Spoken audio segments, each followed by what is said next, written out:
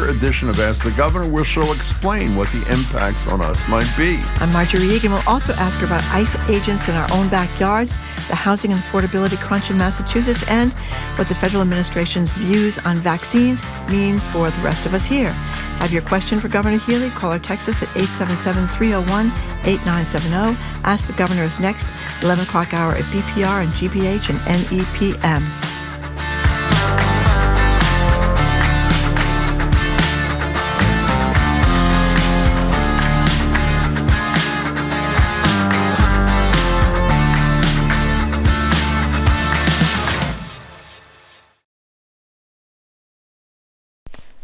Live from NPR News in Washington, I'm Windsor Johnston.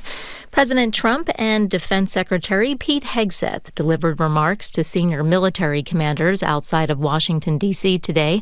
NPR's Joe Hernandez reports Hegseth announced a major shift in mission, telling leaders the Pentagon's new exclusive focus would be warfighting. Hegseth has made a warrior ethos central to his view of the military, and he reiterated that message, telling top generals and admirals that the newly renamed Department of War had lost its way and become woke. He added, "To ensure peace, we must prepare for war." Hegseth summoned top U.S. military commanders from around the world for the unusual meeting in Quantico, Virginia, made even more unusual by the presence of President Trump.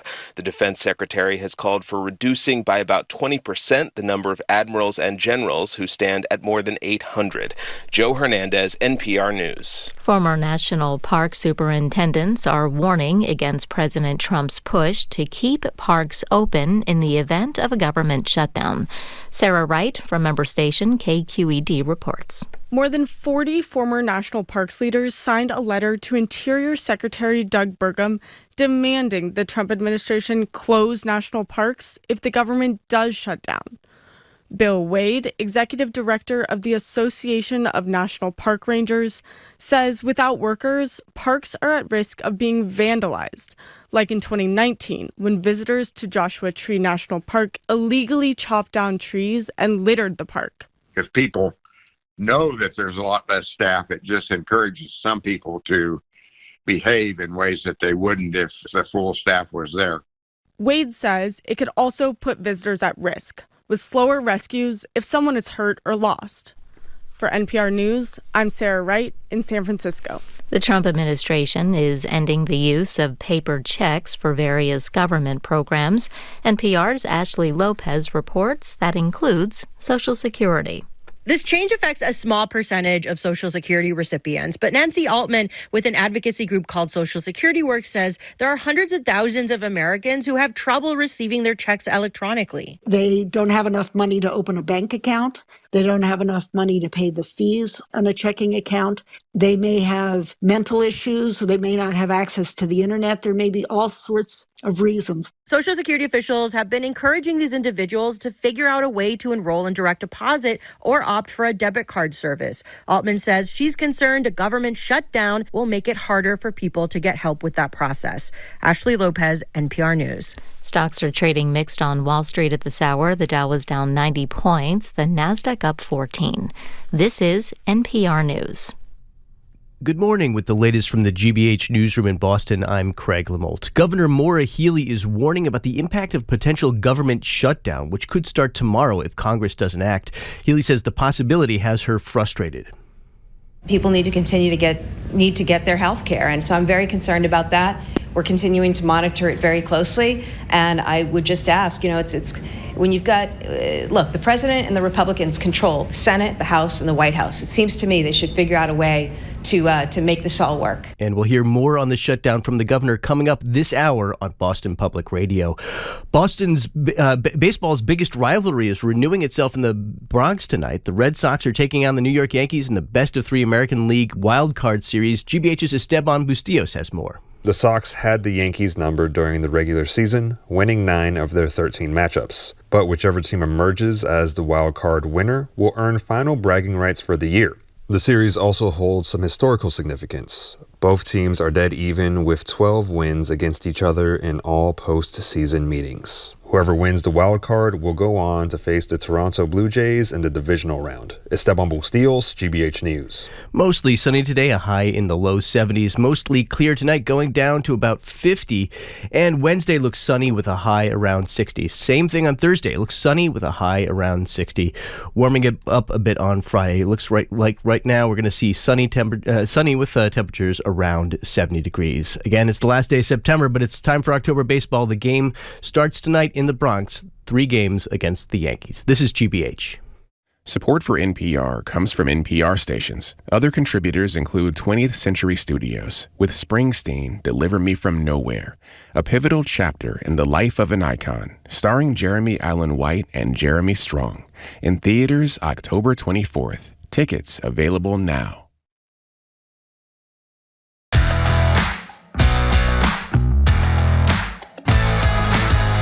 Jim Browdy is back. Hello, Jim. Hi there, Marjorie. You listen to BPR, GBH, and 8 p.m. We are not live, unfortunately, from the Boston Public Library because of technical problems, but we are streaming at youtube.com/GBH News. We won't be at the library, and I apologize, all week long, but we hope to be back there next week. A couple of minutes, we're going to be joined by the Governor of the Commonwealth, Maura Healey. She's en route. And let me just say, she's probably at the library, which is one of the reasons she's not here. She's going to be here in a couple of minutes. Take your questions and ours. She's at 877-301-8970. Text or email your questions, and we'll start lining them up and get to as many as we possibly can. Before we get here, we're going to discuss this with her, obviously. It's a hell of a day in America. Government's going to shut down in a little less than 13 hours unless something miraculous happens. And Donald Trump, because Donald Trump doesn't want to do anything about taking away health care from people on Medicaid or people losing Obamacare subsidies. And then they start the meeting with this performative, this thing with all the generals and other military leaders summoned from around the world, sort of a macho thing for Pete Hegseth. And listen to this, Jamie, our colleague. Who talked about fat military people. I know he did. And that was nice. And you know what he also said about diversity? No more of that SH blank T. I know. I mean, how racist and low. Just disgusting. In any case, especially to the leaders of the military who believe diversity is its strength, which most sane military leaders have been saying forever. And then the military's been way ahead of the country on a lot of this stuff. That's a wonderful and important point. Hegseth also said, Trump also said he told Hegseth, that's the Secretary of War, as you probably know, quote, the U.S. should use some of these dangerous cities, meaning ours, as training grounds for our military. Now, the problem is, because, to quote Steve Bannon, because they flood the zone, and like today, every day is 4,000 atrocities, this will get about a minute and a half's notice. Just think about this for a second. We'll use dangerous cities. By the way, a dangerous city is any democratically run city. Portland is out of control. It was really wild. After he said there was like a war zone there, there was some station, I don't know which, that did a video. Like one of those from 2020. time frames. No. Outside ICE headquarters, which the military are going to be sent in to protect. You know who was outside ICE headquarters? Nobody. Not a demonstrator. But what they did on Fox News is they showed old footage of people demonstrating and violence and pretended it was happening now. That's what So it's a hell of a day, and it's just begun. Our number is 877-301-8970. Again, we believe we are minutes away. Oh, she's actually walking to the building. So Governor Healey will be with us in a minute. Lines are filling up. You can text, you can call, you can do whatever you want. We're going to talk to her. Obviously, first thing we're going to ask her about is the shutdown, what it means for Massachusetts, as well as some of the incredible comments from Donald Trump, both this morning and beyond. And here she is, the Governor of the Commonwealth. She's about to put her headphones on. And I'll say, welcome, Governor, as soon as the headphones are on. Well, actually say it now. Governor Healey, it's a pleasure to have you. Hey, great to be with you. How are you? Thank you very, very much. I'm great. I just came from a great session with Founder Collective over in Kendall Square. This is a convening of our entrepreneurs and innovators. And, it's no surprise to me that Massachusetts is number one in the country in innovation, among other things, education and healthcare. But these innovators, it's just part of our DNA. So I'm pretty pumped coming from that. And also, I'm delayed because I had a lovely experience outside. Rona and Michael are celebrating their 57th anniversary, and they apparently were coming to thinking the show was going to be at the library, and I know. They ended up coming here, but I feel just terrible. Met them and took a picture with them, and boy, they are so happy. You know what they got to walk out with? What's a mug with your face on it, Yeah, Jim. we call that the smug mug, my friend. By the way, we were in a moment of seriousness. We were really upset that they came here 57th anniversary. know. But if they had a choice between seeing the show and hanging out with the governor, I would say they'd choose the governor, wouldn't you think? And a smug mug to boot, Exactly. Jim. A smug mug to boot. In No, any we case- apologize to them because there was They're so misunderstanding. Yeah. Governor Healey, it's great to see you. Thanks so much for joining us. Good morning. Good to be with you. Yeah, thank you for coming. So Jim mentioned just before you got here that we could be hours away from a government shutdown. What does this mean for Massachusetts? It's terrible for our country. It's just a really sad commentary on where we're at. You know, the Republicans control the White House and both the House and the Senate, and look at how dysfunctional things are. And, you know, I think about, of course, what the impact is on people in Massachusetts, people who are going to lose the who need care. Think of all the services that you need, whether it's going to get a passport for an upcoming trip, perhaps, or you're a small business applying for a small business loan. I mean, all this just stops. So it's totally irresponsible, and it's a sign of the dysfunction in D.C. and also, you know, frankly, what the Republicans are driving towards. They're in charge, and they're driving us over a cliff. In the meantime, we've got to focus on what we can do here in Massachusetts. So the Dems should be shutting down the government over the health care issue. Democrats are Medicaid, not and- shutting down the government.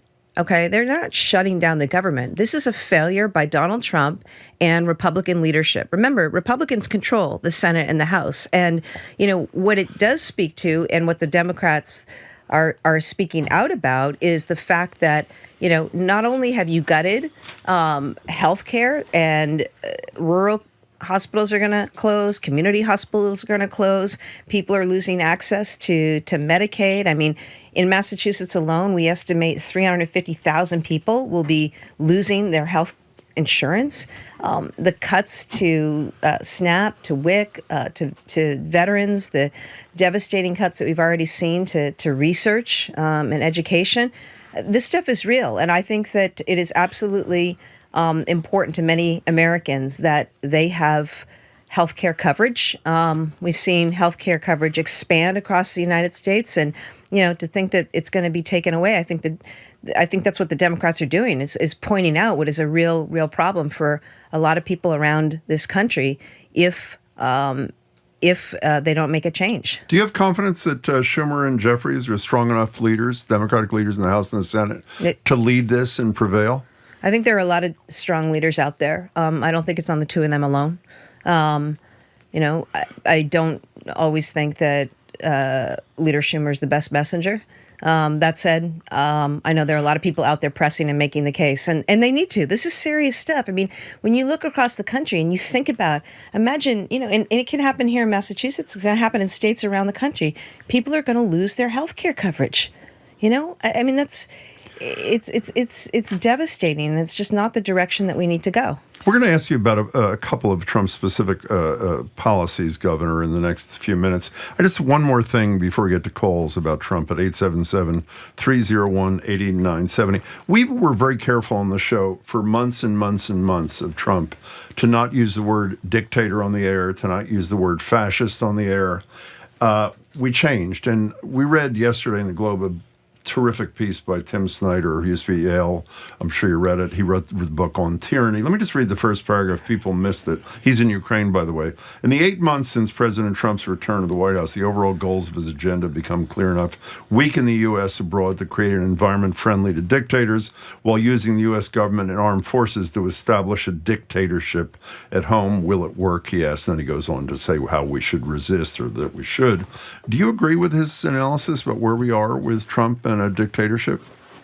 I think that Tim Snyder has been previewing this for years now. I remember when I was Attorney General, I invited Tim Snyder into my office during the first Trump administration to talk to my team about what we might see, what we might anticipate. And, you know, I was very fortunate that we had that briefing. And as you know, we filed a number of lawsuits to stop bad things from happening out of the Trump administration. So I think that Tim Snyder is pointing out what I mean, how else do you describe the silencing of law firms and companies and universities and the weaponization of every single federal agency. I mean, most recently, the FCC in Carr with Kimmel, the efforts to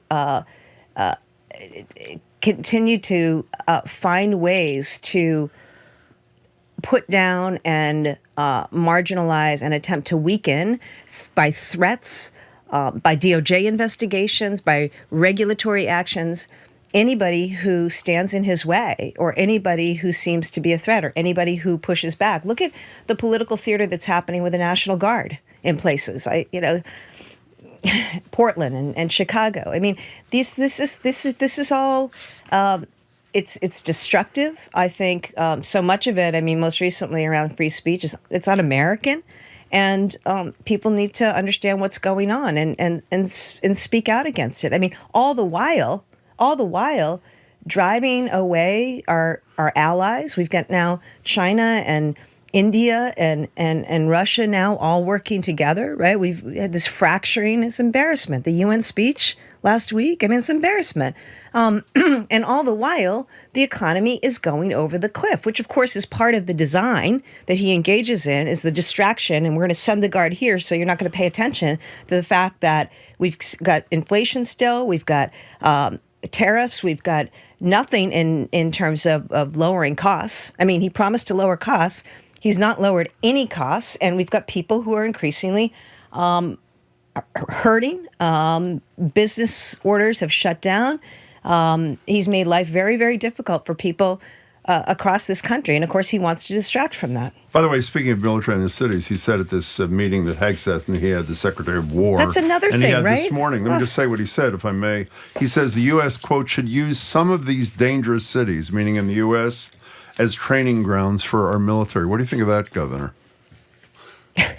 Yeah, I mean, Pete Hegseth, our Secretary of War, he was a Fox News analyst. Like, the idea, and I just have so much respect. I'm from a military family. We have done a lot in the state. I'm very proud of what we've done to support military families in our state and veterans in our state. And I think about the incredible generals that have come out of Massachusetts over the last hundreds of years. And to see what's happening, I mean, the idea that you would fly all these people in who are on important assignments and critically important missions, I worry about national security as a result of these really reckless actions. And as for that particular comment, Jim, this is the kind of rhetoric and theater that I'm talking about. You know, the president or Secretary Hegseth will throw something out there to inflame, to incite, to spark a reaction, and to all the while attempt to create a distraction from a failing economy, Epstein files, you name it. That's what the MO is with all of this. And it makes it, and that's why I'm glad I get to be a governor and focus on what can I do for my state? What can I deliver on for people? Because people actually need to see people in government on both sides of the aisle show up and do their job. Do the work that you're supposed to do for the American people. Our number is 877-301-8970. One more thing before we get to the calls. There's a lot of confusion now about vaccines. I know you said that you're going to make sure that insurers cover vaccines if you want to go get your COVID vaccine. But what about the people who are uninsured? I don't know what happens with them.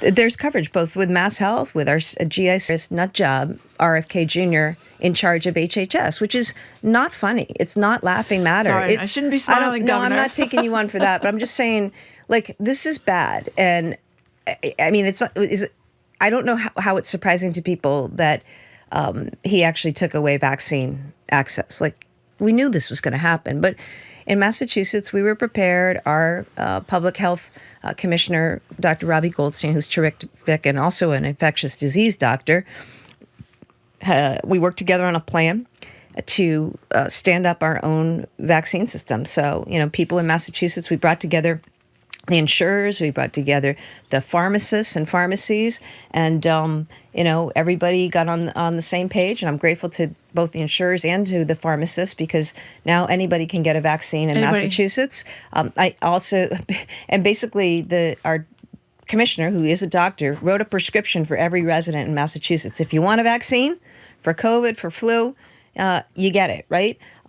And we also are working with a group of other states because, that's what we have to do now. We basically have to the states are left to set up their own public health infrastructure because CDC has been dismantled. We need to be there as states, not only to deliver vaccines, but also to do the kind of disease monitoring that you would do in your states that CDC used to do and work around emergency preparedness. We're going to have to do that now in coalition with one another as states. Let's take some calls. Governor Healey is with us for the hour, 877-301-8970. Perry, you're in Waltham. You're on with Governor Healey. Welcome to the show, Perry. Thank you for having me. Of course. And thank you for coming on, Governor Healey, and speaking with all of us. I am concerned about... Hi. I'm concerned about the possibility of Trump deploying the Massachusetts National Guard in Massachusetts. Governor, have you spoken with the Adjutant General of the Massachusetts National Guard, and is he willing to refuse to follow a Trump order to deploy? Yeah, Perry, I look, what's going on with ICE in communities is... And, I've said at the outset that... as a former prosecutor and attorney general, I was all for going after violent criminals, people who were public safety threats in our communities. That's what the Trump administration initially said they were going to do. But what we have seen is in Massachusetts and around the country, picking up and detaining people who are going to work, paying their taxes, raising families, people who have come across sometimes 10, 15, 20 years ago, and simply are trying to, make their way through a citizenship process. I mean, just the other day, we had a teenager picked up on his way to work at a farm. A few weeks before that, it was another teenager picked up on his way to volleyball practice. We had a dad taken on his way to his construction job right in front of his daughter. I mean, and I just have said, this needs to stop. And I continue to urge the Trump administration to stop with these tactics. The National Guard, this is an example of looking to inflame and incite and get people's reaction. And, it's first of all, it's not a good use of the National Guard. The National Guard, there are men and women. These are Massachusetts citizen soldiers who have day jobs as firefighters and police officers and, work in labs and are doctors. And, it's just really disrespectful to me in a way that the Guard would be attempted to be used or manipulated in that way. Perry, I am the commander. I'm the commander as governor. Governors are the commander of their state National Guard. That is the case. It remains the case. The efforts by the Trump administration to federalize state National Guard, I think, are very bad policy decisions. I think they undermine public safety, and they take away from the critical mission of the Guard. We need the Guard to be available to respond to disasters. This is hurricane season, right? We've had floods. We've seen the Guard in Massachusetts in action on a lot of fronts to help people here in our state. It's also the case that state National Guards are routinely on missions abroad, are deployed abroad, and they need to be available as citizen soldiers to do that work. And with these cities, I know it from talking to the governors in these places, there's this manufactured effort by the Trump administration to create some scene of a public safety threat, and there isn't one in Portland, and there isn't one in Chicago. Peter, thank you very much for the call. We appreciate it. 877-301. Oops, Peter, wasn't you. It was Perry. Perry, thank you for the call. But this is Peter, who is in Weston, who is also calling Governor Healey. Welcome to the show, Peter. Hi. Thank you. First, I want to congratulate you, Governor, and your partner on co-parenting with your partner and her former husband. I was on Governor Patrick's working group on family law, and we proposed a compromise bill. It's called the Child-Centered Family Law Bill. I was wondering if you can support this passage of the bill. And then finally, I've asked for 3 years now to try and sit down and meet with you. What do I do to facilitate that meeting? Hey, Peter, I don't know the law that you're referring to, but we certainly can take a look at it in my office. If you want to leave your name and your number with the team here at GBH. We'll do that. Peter, we'll put you on hold and get contact information. Staying on Trump for one more second, when Charlie Kirk was killed, the message from this show, and I think I speak for Marjorie, too, is you can mourn his death and not celebrate his life. We were critical of your decision to go along, Governor, with what Trump decided to do with the flags at half-staff. We asked Governor Patrick whether he agreed with you. He said you did the right thing. We asked the Attorney Campbell. General. She said you did what you had to do, even though she wished you had explained it more at the time. And Andrew Cabral, former Secretary of Public Safety, agreed with the Attorney General. So we were the odd men and women out on this thing. But did you think, in retrospect, that what Campbell and Cabral suggested would have been a better idea to explain why you I had did, decided? Jim. I don't know why you guys are confused about this. There's a Okay, state. tell us. I mean, honestly, it's kind of. It was confusing to me what the issue was with this. There's a state law. There's a state law that's been a law for a long, long time that anytime the President of the United States directs states to lower the flag to half-mast, the states do that. And I've done that repeatedly as governor, and all governors have. So I'm following the law, and I made that clear in the But that's not what I declaration meant. that With all due respect, I didn't mean. My apologies. I know you did that. No, I'm going to follow. Right. No, That's but why I was meant, confused. No, but following the law. But I assume. Well, maybe I shouldn't assume this. I also I'm guessing denounced- you follow with some regret. Did you or did you not? No, Were you- my job is to follow the law. And the day that people stop following the law is a problem for Massachusetts. It's a problem for America. Right now, Jim, we've got a president of the United States who does not follow the law, who does not respect the law. And so for me to be out there and do something that says I'm not following the law or I'm picking and choosing what laws to follow, I think that is irresponsible. And that's not how we So operate. did it cause you any angst at all to be lowering the flag, even if it was the legal mandate? No. You know what caused me angst, Jim? The fact that we've got a problem with violence in this country. The problem that we got a problem with political violence in this country. The fact that I've got a colleague in Josh Shapiro whose house was lit on fire. Pennsylvania governor. Okay? The fact that the Speaker of the House in Minnesota was murdered. The fact that a conservative activist, Charlie Kirk, was shot. Like the President of the United States, an attempted assassination when he was running. The other day, we've got a problem with violence.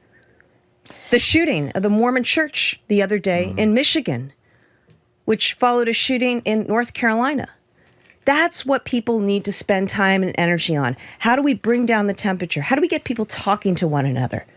How do we get people engaging with one another in ways that are constructive? There's no place for violence, not in political discourse, not anywhere. As somebody who was Attorney General and saw far too many shootings in far too many places around this country, as somebody who continues to see that as governor, that's what we need to focus on. What's going on with violence and how do we rein that in? And how do we rein in what has become a very coarsened political discourse and dialogue that in some instances leads to violence? The thing I'd say that's positive that I want people to know is that when it comes to political violence, the polls show that Americans are no more tolerant of political violence than they were in the past. They don't like or accept it more. That's good. People don't want this, and we as leaders need to work together to end that. We're going to take a quick break. We're going to be right back with Governor Maura Healey. You can reach her until the top of the hour at 877-301-8970. We are not at the Boston Public Library, in case you're there. We're in Brighton. We're sorry about that. I'm Marjorie Egan, Houston Brow. You're listening to BPR and GBH and NEPM and streaming at youtube.com/GBH News.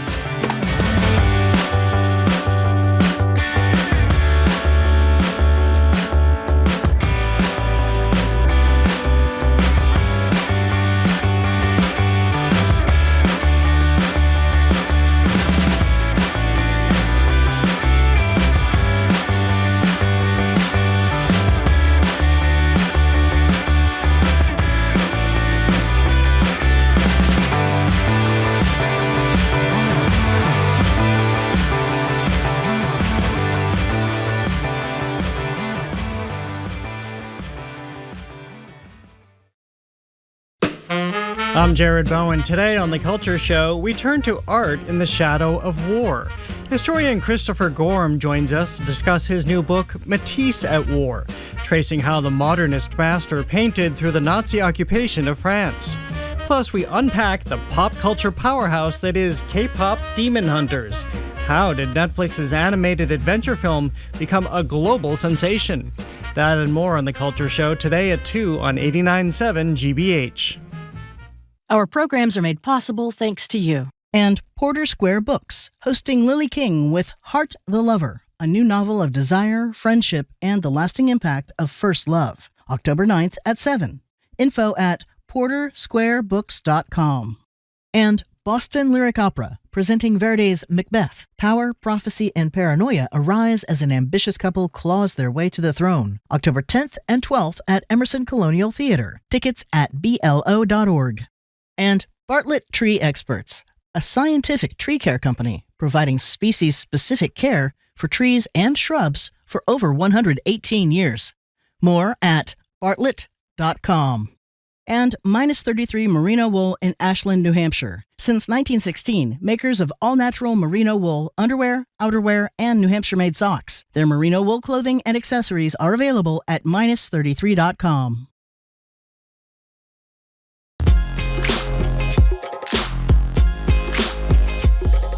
Welcome back to BPR on GBH and NEPM. Marge Regan and Jim Browdy. We're not at the library, nor will we be the rest of the week. Technical problems that are being fixed. We promise you that. If you're just tuning in, Governor is with us for the September edition of Ask the Governor. She's with us till the top of the hour, 877-301-8097. Just a quick follow-up. I don't want to belabor this thing about lowering the flags after the assassination of Charlie Kirk, but the same people that Jim mentioned before the break, Deval Patrick, Andrea Campbell, and Andrew Cabral, all public officials, all black public officials in Boston, would agree with you about lowering the flag, but they also called him a racist. And he is also, this would be Charlie Kirk, and they cited examples of that, and they talked about his wanting to take away rights as well from LGBTQ people. So I think that was the context that they were saying, an explanation, in the sense that we were lowering the flags to someone that Black America would view with evidence as a racist. And I think that was their issue for the explanation. So did you feel that we touched on that? Look, guys, I'm a gay woman who serves as the 73rd governor. I was also a civil rights chief and made a career out of fighting racism, bigotry, and discrimination. So I certainly understand all of that and, understand and disagree with any number of things that Charlie Kirk said and advocated for. And I think that we've got work that we need to do as a country in terms of bringing people together in common purpose for a common good. And we need to focus on these things. And that's what I'm focused on every single day in my job, which is why, to me, like, I'm happy to come and talk about, what's happening nationally, because it has implications for us. The talk about the shutdown, the talk about what the Trump administration is doing on a number of fronts and how it's hurting people, whether it's on vaccines or, still playing games with tariffs. I mean, all this has real consequences. So I'll continue to engage on those issues and try to explain to people what's going on, while also being clear about the things that I'm trying to focus on that are within my control as governor here, like investing in housing, in education, in public transportation. And, that's work I need to continue to focus on and do. Well, we should let you know, a lot of Texans are also concerned about highway service plazas. Stephen Newburyport was first, so let me read you his text. Please ask the governor about why a bid $900 million greater than another bid, that's Steve's allegation, prevailed. And I assume most people know the people that prevailed withdrew the other day. There's only one finalist left. That's me speaking. Did the Secretary of Transportation bear some responsibility? And if I can add to that, Governor, I think you were asked yesterday or the day before, will the whole negotiations be reopened? I think you said something like, we'll see. Can you give people a quick update on where that is? Yeah, this is a bid process for work on upgrading the service plazas that run along the Pike and a few other locations. And the Department of Transportation ran a process and made a selection. And, I have no reason to believe that there was any lack of transparency with that process. I mean, it was the process, and, the allegation was made by the losing bidder that the department picked a more expensive bid. That was the gripe of the losing bidder. The winning bidder has subsequently made a decision to withdraw, and so we're currently evaluating where we should go from here. But my focus for you, Steve, is on how do we ensure that we have the very best service at our service plazas that'll be best for drivers and folks who are on the road. So and you don't see any indication that there was a special deal because John Fish from Suffolk Construction was connected to the winning bid? No, Okay. not at all. But it's also beside the board because the winning bidder has decided to withdraw after lease negotiations. So we're currently evaluating next steps. Daryl and Milton, you're on with the governor. Welcome. Hi, thank you. I love this show. Governor, thank you very much. There are these big national issues that are super important that you've been speaking about, but and things that I can do is the cost of electricity. It's very high in this state, and my wife and I are trying to do everything we can do to reduce our costs. We have solar, and we're in the SMART program, and now we're in a couple of community solar programs. And I have to tell you that I've had major problems with Eversource from the very beginning of these programs and how they bill and how they credit. And I don't understand how to run a business when you don't even know what you're getting billed for or credited for. And I've called, and there's no accountability. So, Daryl, what's your question for the governor? What can you do to help us? Oh, there's your question. What can you do to help us? What can you do to help us reduce the cost of electricity here? And these are really great programs. How can we get Eversource to do a better job? Well, thanks so much for calling in, Daryl.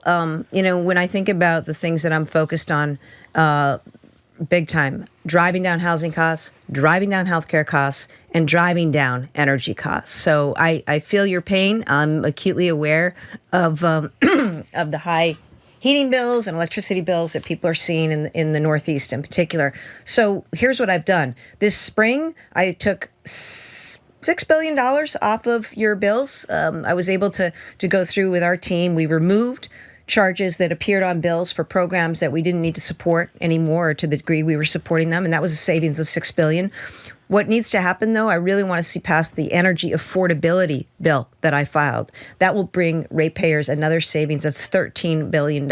So, that's for residents, for businesses. We've got to drive those costs down. I started yesterday morning by convening with solar developers from around the state because solar is actually the cheapest way we can bring more electricity online. And I'm trying to do everything I can to speed up the deployment of solar and solar installation in the state. Eversource, I spoke out on your behalf, Daryl, a couple weeks ago when Eversource announced a 13% rate hike. And I just thought it was outrageous because people can't afford this. And I was glad to see Eversource reduce that amount. Just yesterday, they announced that they're going to seek a lower rate hike. It's still a rate hike, which is why it's now down to 8%. But it's still not good enough in the sense that we need to do more and we need to pass that energy affordability bill. Thank you for the call, Daryl. The ultimate decision is made by the Department of Public Utilities? Correct. Okay, which you don't control, even though you pick the people? Correct. We had a discussion with you a bunch of times about what's going on at Hanscom with the private jet planes kinds of thing. And didn't you say to us, because the decision is out of your control, you're going to wait and see what the entity decides? That was Mass DEP. That was environmental, not right. DPU. But you didn't take a position on whether or not they should do it, which you did in terms of Eversource. And apparently, because you called it outrageous, they decided to lower their thing. I guess what I'm saying is, didn't you tell us that the reason you weren't taking position on Hanscom is because you were going to leave the decision ultimately to whatever the entity was? It's a different process. Why is it different? Because, one, you were asking me a question about what my own state agency was going to do. And I don't feel it's appropriate for me to Bigfoot my own state agency and the people who work for me with my position. Okay. Now, when you're talking about DPU, that's not my state agency. That's an independent agency. And my call, and I continue to call on DPU to scrutinize these proposed rate hikes. People can't afford to pay these bills. And I think that is not only appropriate, but what I should be doing. I'm governor, and I need to make sure that, people hear me when I say we've got to work together. We've got to pass that legislation that I filed on energy affordability. We've got to look for more ways to bring more energy into the region so that we can drive down the cost of energy. And we need to make sure that we have entities like the DPU really closely scrutinizing any proposed rate hikes filed by a utility company. Speaking of the legislature, you're saying you hope they pass your bill. You have also, I think I have the number correctly, have filed something to fill the hole that Trump is creating by attacking all the research that is done in the state. I think $400 million, give or take. Is that what you're?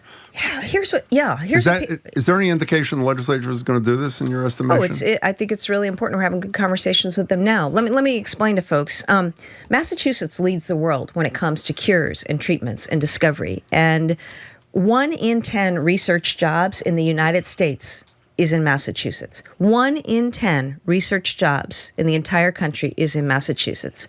So this is core economic infrastructure. From this research and the people who come from all over the world to study here, to research here, to start companies here, including the group of founders I was just meeting with in Kendall Square a few minutes ago, that generates so much in terms of economic activity for our state. We've got incredible public universities as well, who are esteemed public research entities who also are huge contributors to this economy and why people are attracted to come to Massachusetts in the first place.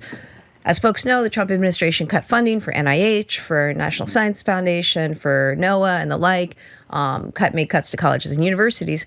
And, I said, you know what, this isn't about necessarily filling a gap. This is about putting a marker down that Massachusetts is open for business. I want every student, researcher, scientist, entrepreneur, or somebody who wants to change the world through science and innovation to know that they can come to Massachusetts and that they are valued here and that, we, and they will be part of this incredibly important ecosystem that not only develops and innovates, but does so in a way that changes the world. And so that's my message. It's $400 million that we'll put towards it. We hope to be able to leverage additional private funds to further support research jobs in Massachusetts, including jobs that have been taken away because of what I think are really wrong-headed decisions by the Trump administration. The other thing that people need to know is this. Right now, we've got countries like China, countries from Europe, Canada, the Middle East, who are on our campuses right now, looking to recruit people away from incredible research institutions here, our colleges and universities, our teaching hospitals and the like, to say, hey, come here to our country. We'll give you a lab. We'll give you staff. What Trump is doing with these cuts is making America weaker. And only China and other countries are winning as a result of this. And I just continue to speak out when the president does things that make us less safe, that weaken national security, and make us less competitive. That's just wrong. And that's what's happening. But my response is to support this DRIVE legislation, which is discovery, research, innovation for a vibrant economy. I think we can do this, and I think that we can see a huge benefit, and it'll also have a huge catalytic effect. So, in a moment of crisis and challenge, that's my response. Let's lean in to what has always been core to our DNA here in Massachusetts, and that's innovation. The president, is also talking about taking research funds away from any college or university or research center, which is not with his program, which is not with his agenda, which I found like that means almost nothing in Massachusetts. That means we could be really. And what's really troubling about this gets back to the free speech issue, And Massachusetts, we've been, innovation has been in our DNA for hundreds of years now. I mean, just think about the revolution 250 years ago. We invented American democracy right out of Massachusetts. And you think about the fact that we have people in labs right now in Massachusetts who are on the cusp of discovering cures and treatments to ALS, to Alzheimer's, to cancer, to, these diseases. And it's just so heartbreaking that Trump would do something that literally kills hope for patients and families around the world, not just in Massachusetts, but around the world. And that's what we got to push back against. Well, but it's not, one last thing before we get to the next caller. It's not just research, which is an abomination. In anticipation of the possible election of Assemblyman Mamdani from New York City, Trump said yesterday, the day before, no federal funding for New York City if they elect this, quote, communist, which he is not. He's not fond of you, Trump, not Mamdani. He's not fond of Mayor Wu. Why is there not a possibility we could risk the same sort of disappearance of federal funding if Donald Trump, on a whim, decides to take it out on Massachusetts or We've Boston? already seen cuts. We've already total seen cuts. We've already seen cuts. And look, I want to applaud Attorney General Andrea Campbell for the work that they've done in court, to fight some of these funding cuts. And look, New York, he just threatened that against Harvard yesterday. Yeah, he did. So, it's total federal funding this cuts. is serious And the World business. Cup. And again, the World it's Cup away. you don't play games. It seems to me you just don't play games like that. It's the stakes are too high. America's standing in the world is too precious, and he should be leading us and fighting for us and making America stronger and more unified and more competitive. And instead, he's just engaged in divisive rhetoric and, frankly, policies that seem so wrong-headed. I mean, why are you going to kill hope? Why are you going to take away science and research? Why are you going to let China rule the world when it comes to AI and invention and biotechnology and leapfrog ahead of us? That's not right. And that's people got to understand that's what is happening. If Democrats don't win back the House in the midterms in 2026, do you think this democracy can survive 3+ years ahead? I'm not going to hypothesize. I'm ever optimistic about America, about this country, and ever optimistic about Massachusetts. But it is very important that people are engaged right now and stay engaged and, find ways, too, to get involved in your community. Find ways to volunteer. Find ways to actually get with other people, like in the same physical space, to do good things. I think about the small wins that everyone needs in the course of their day and the things that bring them joy and the things that make them feel good and the things that, give us all hope. And I see that every day, and I just encourage people to find ways to do that. And, that's part of building this democracy back and bringing people together in this country. We're going to have Bob Putnam on next month. And also got to vote. We've got important, that'll be good. We important races in New Jersey and Virginia right now that I'm focused on. Governor's races coming up in just a few weeks. Really important that if you know anybody in New Jersey and Virginia, two terrific candidates, women, Mikey Sherrill and Abigail Spanberger, both military veterans, moms, just really terrific leaders who will do great things for their states. Josh and Quincy, hey, you're well on with the governor. Hi. Maura Healey, I've been wanting to talk to you about this for a while. I figured I'd just simply ask the question. While I understand that the rising levels of anti-Semitism are highly concerning, I'm unsure as to why you weaponize this anti-Semitism as a way to justify you supporting the genocidal Sheba AI. Sheba has ties to Elbit Systems, and Elbit Systems drone just killed an American Lebanese family who was visiting Lebanon. Will you condemn these atrocities and war crimes? And why do you want a partnership with a war criminal genocidal funding? We got it. Josh, I think you made your point clear. Governor, you want to respond, please?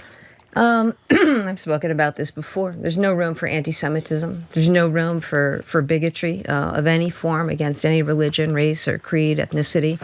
I've also spoken out about the terrible situation in Gaza and the plight of Gazans and Palestinians. It's heartbreaking. And, in terms of what we do and as a state, I think it's important that we come together and that we find ways to collectively fight hate and bigotry and discrimination in all forms. And, continue to speak out against atrocities and to continue to support the calls for more humanitarian aid and the end to violence in the Middle East. And that's going to continue to be my position. 877-301-8970. The governor's with us for another 10 minutes, give or take. Governor Healey, we had Elise Jerry on a couple of weeks ago. She runs a company called Blue Hub, and they were recently found to be predatory lenders by a court. She says she's not a predatory lender, but the court said she was. And you signed a bill that through the legislature, and inside that bill was a provision that allowed that company, Blue Hub, to be the only company exempt from consumer protection laws in the Commonwealth of Massachusetts. Do you think you should get rid of that exception? Because under that exception, they could continue to be predatory lenders and be exempt from consumer protection laws. I don't think so. I wouldn't have signed the bill if I didn't support the way that they were trying to get financing for homeowners to allow people to stay in their homes. And that matters on appeal. We'll see what happens. But look, I spent a lot of time. Remember, I was in the Attorney General. You're saying they're not predatory lenders, or you're not sure? No, they're not. No, I don't believe they're predatory lenders. The court was wrong. The Superior Court, the initial judge that looked at that, I don't know. I didn't read the decision. But I know it's probably going to be on appeal. And but my point is this: like I've always been somebody who has championed efforts to combat predatory lending. I brought the first consumer protection civil rights case against a subprime predatory lender when I was in the Attorney General's office in the country, okay? And I spent a lot of time fighting unlawful foreclosures when I was Attorney General and when I worked in the Attorney General's office. So, that I certainly have no...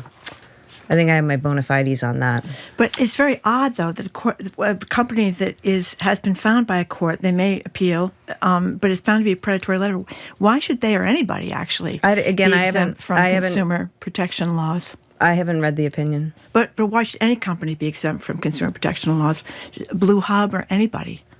I don't know. I don't know the specifics of it. I mean, I don't know what that. I really don't, Marjorie. I think exemption of a predatory lending law. I think it was a law that allowed particular financing to take place so that people could stay in their homes. But I honestly don't know the specifics of it, and it wasn't my provision. Again, I signed the law, but I didn't write the law. This wasn't. You'd have to ask the legislators. Liz in Arlington, you're next with Governor Healey. Welcome. Yes. Good morning. Good afternoon. Hi. Hello. Whatever it is. Thanks for taking my call. I'm a volunteer with a group that's supporting several Afghan families that are here legally. And I've been fortunate that I've never needed to apply for social services in Massachusetts, but I'm doing this now on behalf of these families. And it just takes years of your life to get through to the right person at the right agency. The websites are confusing. The telephone trees are confusing. I think my all-time record now is 2 hours on hold with Mass Health. If I was not a native speaker and confident and persistent, I wouldn't have a prayer of getting access to any of the services that are supposedly available to me.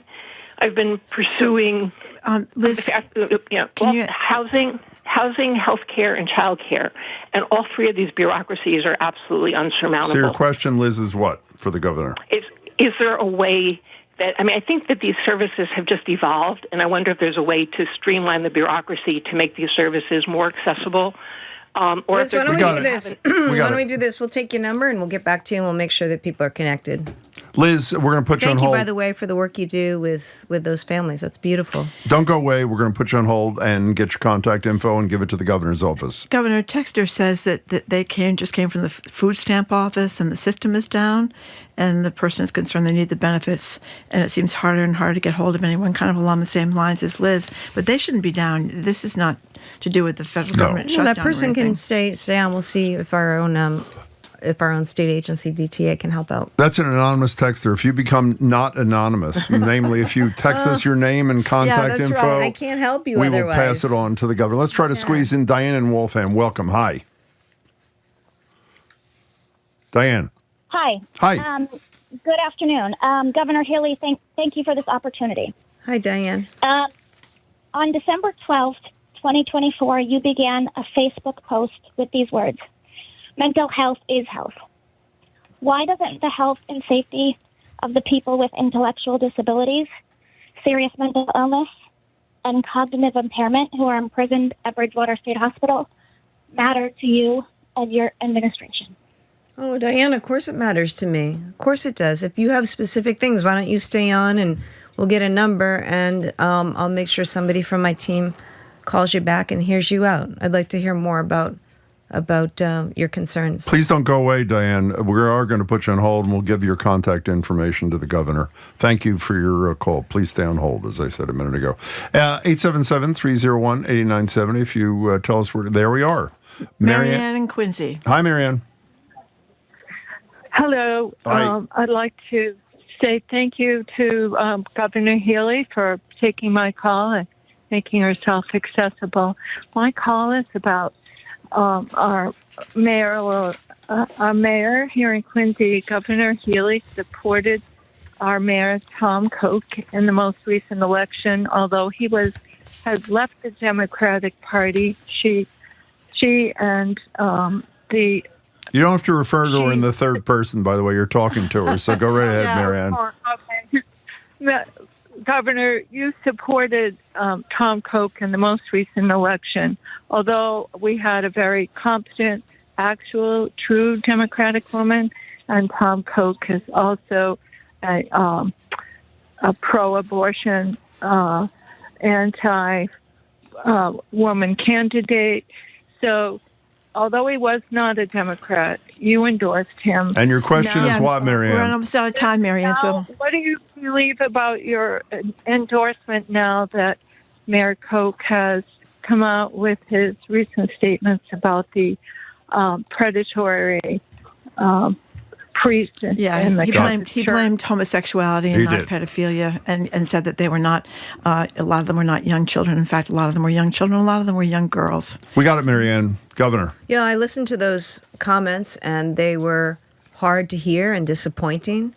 I've spoken with the mayor. He's apologized, and I know he's doing a number of convenings, both with members of the LGBTQ community, of which I'm a member, as well as survivors of sexual assault, which, as a former prosecutor and attorney general, that's very important to me. So I was disappointed, and I understand the mayor is working now to address those things. Yeah. He's still fighting for the 10-foot statues of the Angel Gabriel, I think, over there in Quincy. You've seen the statues? Oh, yeah. Two of them, 10 feet high. Fire and police. Yeah. Yes. That's right. So, Okay. you want to end on an up note? Sure. Yeah. We only have 30 seconds left. You're not going Go to Red New York? Sox. You going to New York tonight? Go Red Sox. Are you going to any of the games or no? No, they're down in New York. You can get to New York, You get on a train and you go right down there. We have a lot of problems in the Commonwealth. We got a lot of stuff to work on here. But look, on a positive note, I just encourage people, find joy in your day. Keep speaking out, keep speaking up, stay engaged in your community. I also think we've had a beautiful month, a little too dry. Worry about drought, but it's the start of a beautiful fall here. Get out and support your farmers. Go apple picking if you can. Grab some pumpkins. Watch the game tonight. Go Red Sox, and we'll just keep carrying on. Okay. That's And have a cider donut while you're at it. Yeah. Governor, Oh, thank you. yes. It's good to see you. We're trying to cheer up. We're all trying to cheer up. Governor Healey, thank you very much for helping us All cheer right, up. you guys take good care. Marjorie and I never cheer up. We Be never cheer honest, And happy Marjorie. anniversary to Rona and Michael. Oh, Just remember 57 that. years. 57 years. That's right. Thank you very much, Governor Good to Healey, see for you, taking the time to talk with our listeners and talk to us. We say goodbye to those listening on NEPM. Tune into the Fabulous 413 starting at 3 o'clock. Today, coming up after the new news on GBH 89.7, CNN's chief national correspondent John King zooms in.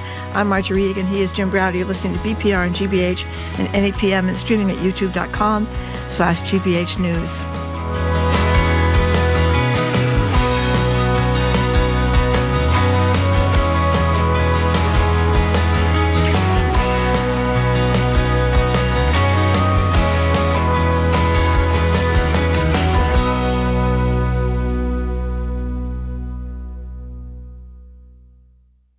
It's not over. More smart conversation about community issues up ahead with Jim Browder and Marjorie Egan on Boston Public Radio. Right after a news update from NPR. Stay with us here on GBH 89.7. Funding for our programs comes from you. And Newberry Court, serving Concord, Massachusetts for 30 years as a not-for-profit continuing care retirement community dedicated to older adults. More at newberrycourt.org. A New American Experience tells the story of the violent clash between students protesting against the Vietnam War and construction workers in downtown New York City. Watch Hard Hat Riot tonight at 9 on GBH2. You're listening to 89.7 WGBH HD1 Boston. Online at gbhnews.org. GBH News. What matters to you? I'm Jim Browdy, head on Hour 2 of BPR Live, but not from the Boston Public Library. We'll start the noon hour with CNN's chief national correspondent, John King, with the latest out of Washington, as D.C. appears on the verge of the first government shutdown in 7 years, and as Hegseth and Trump meet with America's general. I'm Marjorie Egan, then it's Boston Globe business columnist Shirley Leung with her thoughts on the portion of Boston's workforce getting nudged out by AI, and down in Cape Cod, the Provincetown local trying to keep their town from becoming Nantucketified. Is that a word? All that, plus our much maligned Two More Things segment. That's next in the second hour of BPR 89.7 GBH.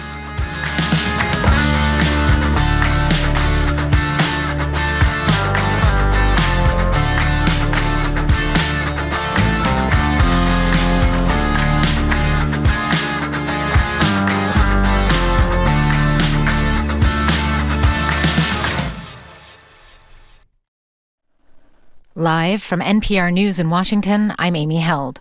Federal agencies are set to run out of money at midnight tonight. A shutdown could lead to delays with services for Americans ranging from air traffic control to receiving benefits. Federal workers could go without pay, and some President Trump has threatened to fire. NPR's Deirdre Walsh reports Republicans and Democrats say they remain far apart on any agreement. House Minority Leader Hakeem Jeffries says a funding deal has to address expiring health care subsidies. And the reality is that in a matter of days, notices are going to go out to tens of millions of Americans, making clear that their health care is about to become dramatically more expensive. Republicans accuse Democrats of hostage-taking and say the issue should be negotiated on a separate track. The Senate is expected to vote later today on two proposals, a House-passed bill that extends current funding levels until November 21st, and a Democratic alternative that attaches health care changes. Both failed before and are expected to fail again as the deadline to avoid a shutdown approaches. Deirdre Walsh, NPR News. A highly anticipated and unusual gathering of top military leaders has concluded in Virginia. Trump gave a rambling and political speech that referenced using the military against the enemy within. He talked about Democratic-run cities and said some could be used as training grounds for the military. Defense Secretary Pete Hegseth spoke first, saying the Trump administration renamed Department of War had become woke. Standards must be uniform, gender neutral, and high. If not, they're not standards.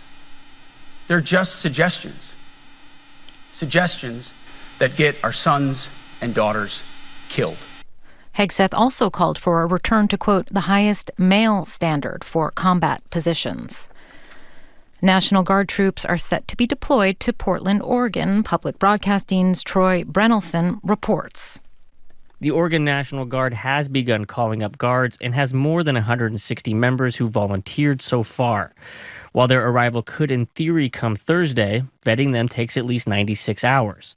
Lieutenant Colonel Stephen Bomar with the Oregon Military Department says it's just as likely the troops won't be ready this week. We had all ready to go. The earliest would be shortly after that 96-hour mark, but I do not see that happening in this case. Since Trump's order, there's been little communication between the Guard and Portland officials, including its mayor and police chief.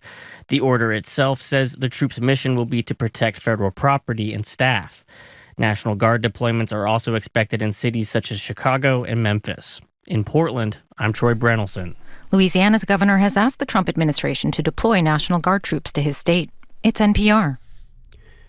Good afternoon with the latest from the GBH newsroom. I'm Craig Lamolt. Senator Elizabeth Warren says congressional Republicans will be responsible for a government shutdown if a deal is not reached by tonight's deadline.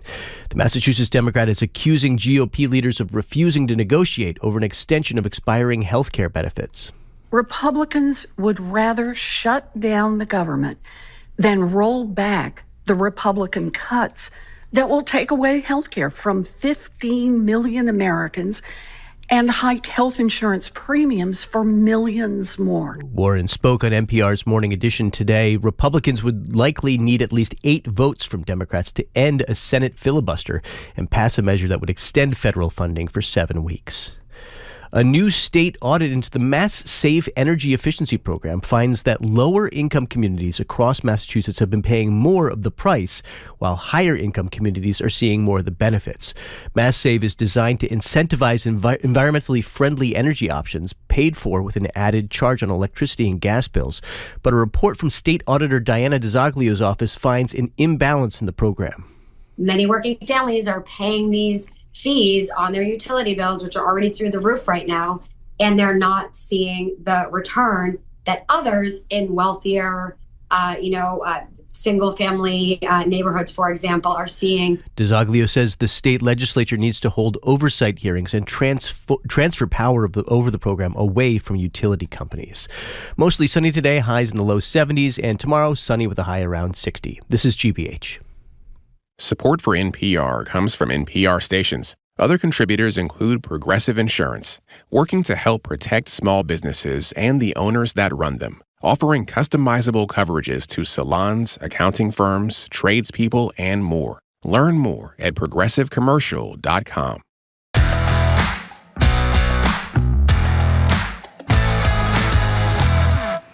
Welcome to Boston Public Radio. We are not at the Boston Public Library today, but we are in Brighton. We apologize. We're not going to be in the Boston Public Library all this week. However, we are streaming at youtube.com/GBH News. And Jim is back from his extended vacation. We don't know where he was, but he was gone for a very long time. Wasn't quite a vacation, but that's for another day. Go ahead. Okay, if you are just tuning in, we are joined by John King from CNN, Chief National Correspondent and the guy behind the reporting project All Over the Map.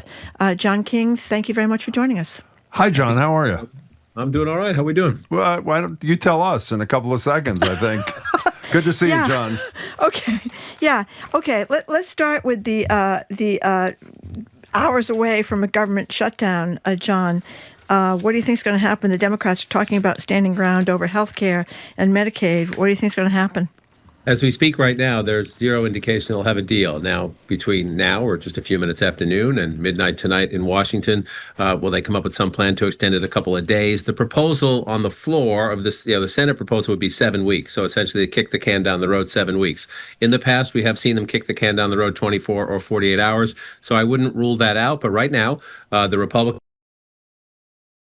which is largely the Obamacare tax credits and some other healthcare related funding that the Democrats say should be vital. And the Democrats say, if you don't give us that, we're not going to give you our votes. And the Democrats, we went through this last time, remember, when the Democrats agreed to the last extension, temporary budget, whatever you want to call it, they got a lot of heat from their base. And so they know their base is watching them.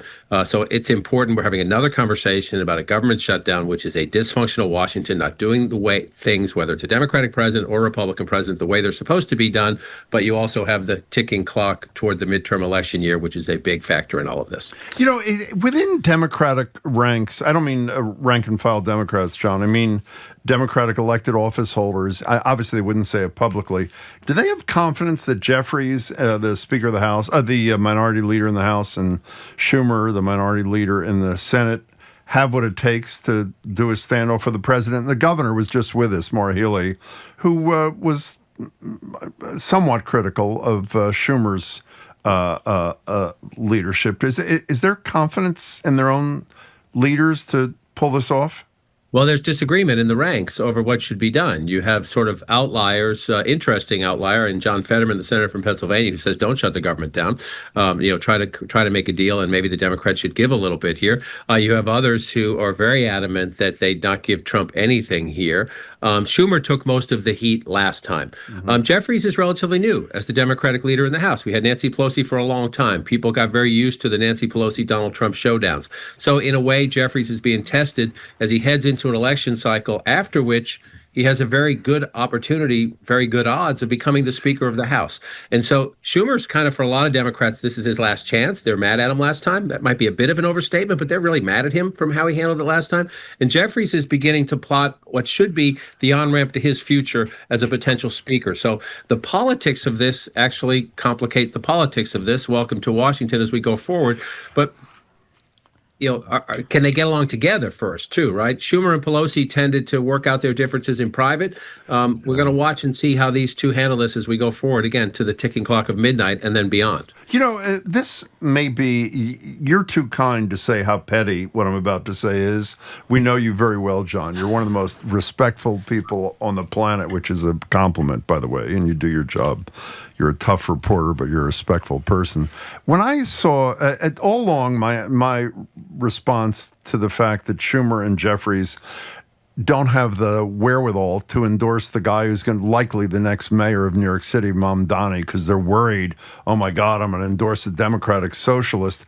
And it got worse yesterday when I read the press release from Jeffries' office, who said that Eric Adams, who is about an inch and a half away from being a convicted felon, were it not for Donald Trump's rescue, quote, according to Jeffries, served courageously and authentically for decades. And I think every objective observer admits he did suggests he did commit felonies and likely would have been convicted were it not for Trump totally inappropriately causing the charges to be dismissed and a number of people resigning from the U.S. Attorney's office.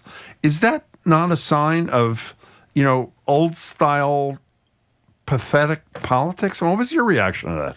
I'll give you the old style. I'm going to avoid the pathetic just for now, out of respect. But Jim, you're raising a really important point here about how complicated all of this is, in the sense that, Jeffries is from New York City. He has a chance to be Speaker of the House. He has to manage a national Democratic coalition of House members from all across the country.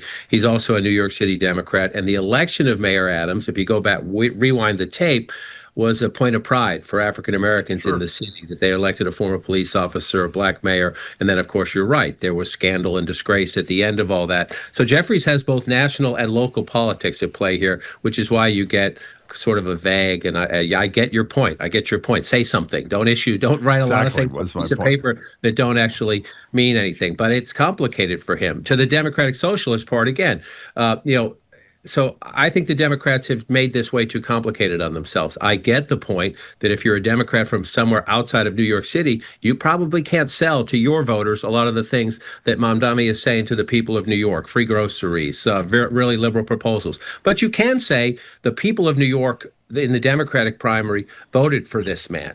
He has focused like a laser beam smartly on the cost of living, which is a huge issue for voters. I wouldn't do it the way he does it. I can't tell you, in Virginia and in Utah and in California and Texas that we would do it that way. But he's focused on the right issue, and let's have an honest and open debate about potential prescriptions. And if the people of New York want to vote for that, that is their right. We can't sell that in, boom, wherever I live. Yeah. I think they've just made this way too complicated.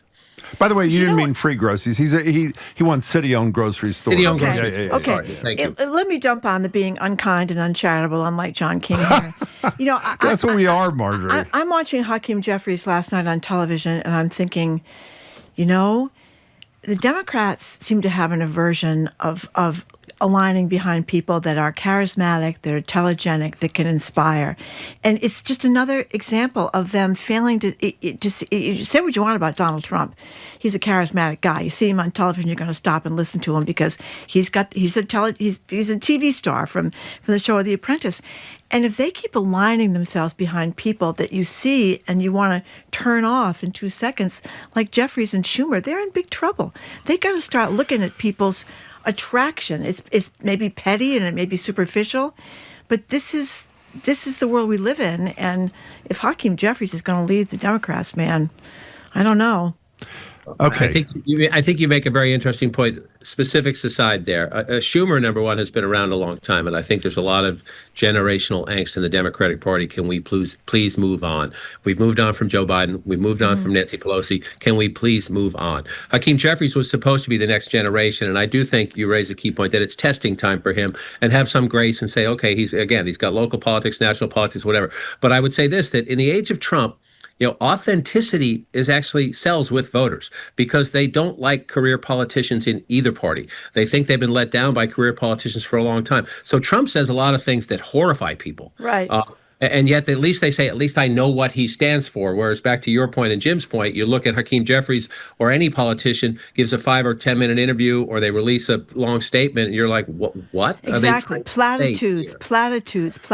Okay, so this morning we watched a little bit on CNN of I don't even know what it was, a star turn, whatever it was, calling all the military leaders from all over the country. Hegseth, the Secretary of War, I guess as he is now, talks about we're done with that SH blank T, meaning diversity. And as Marjorie said when we mentioned it earlier, no part of our government has been ahead of the curve more about integrating and diversity in recent years than they have. We know that Trump said that we're going to use dangerous American cities as training grounds for our military. What was the point? It said everybody's too fat. Oh, right. No more fat generals or whatever it is. What was the point of this in retrospect, John? Do you understand why they did this? I would say two things. One of the points is we're in charge. They like power. Hegseth likes power. The president likes power. They like making clear to people that we're in charge. And you may wear the uniform and you may have served for 20, 30, 40 years. You may have done heroic things, but I'm in charge. It's still the Secretary of Defense because Congress has to change the name, but they want to call it the Secretary. Or they can do what they want to do, or they could probably say Congress doesn't have to do it because that's what they do. I would say part of it's about power, and part of it, Jim, takes me back to where we were. The economy is sort of in a up and down roller coaster right now, but prices are not down. The president's approval rating is flat. It's not down, it's flat, but it's at a point where if you're looking at the midterm election campaign, given how tiny the Republican House majority is, you would think that the Democrats are going to take the House, even if the Republicans, add 5, 8, 10 seats with their redistricting stuff. By historical standards, the Democrats are going to take the House. So everything Trump is doing, almost everything, is to keep his base chinned up.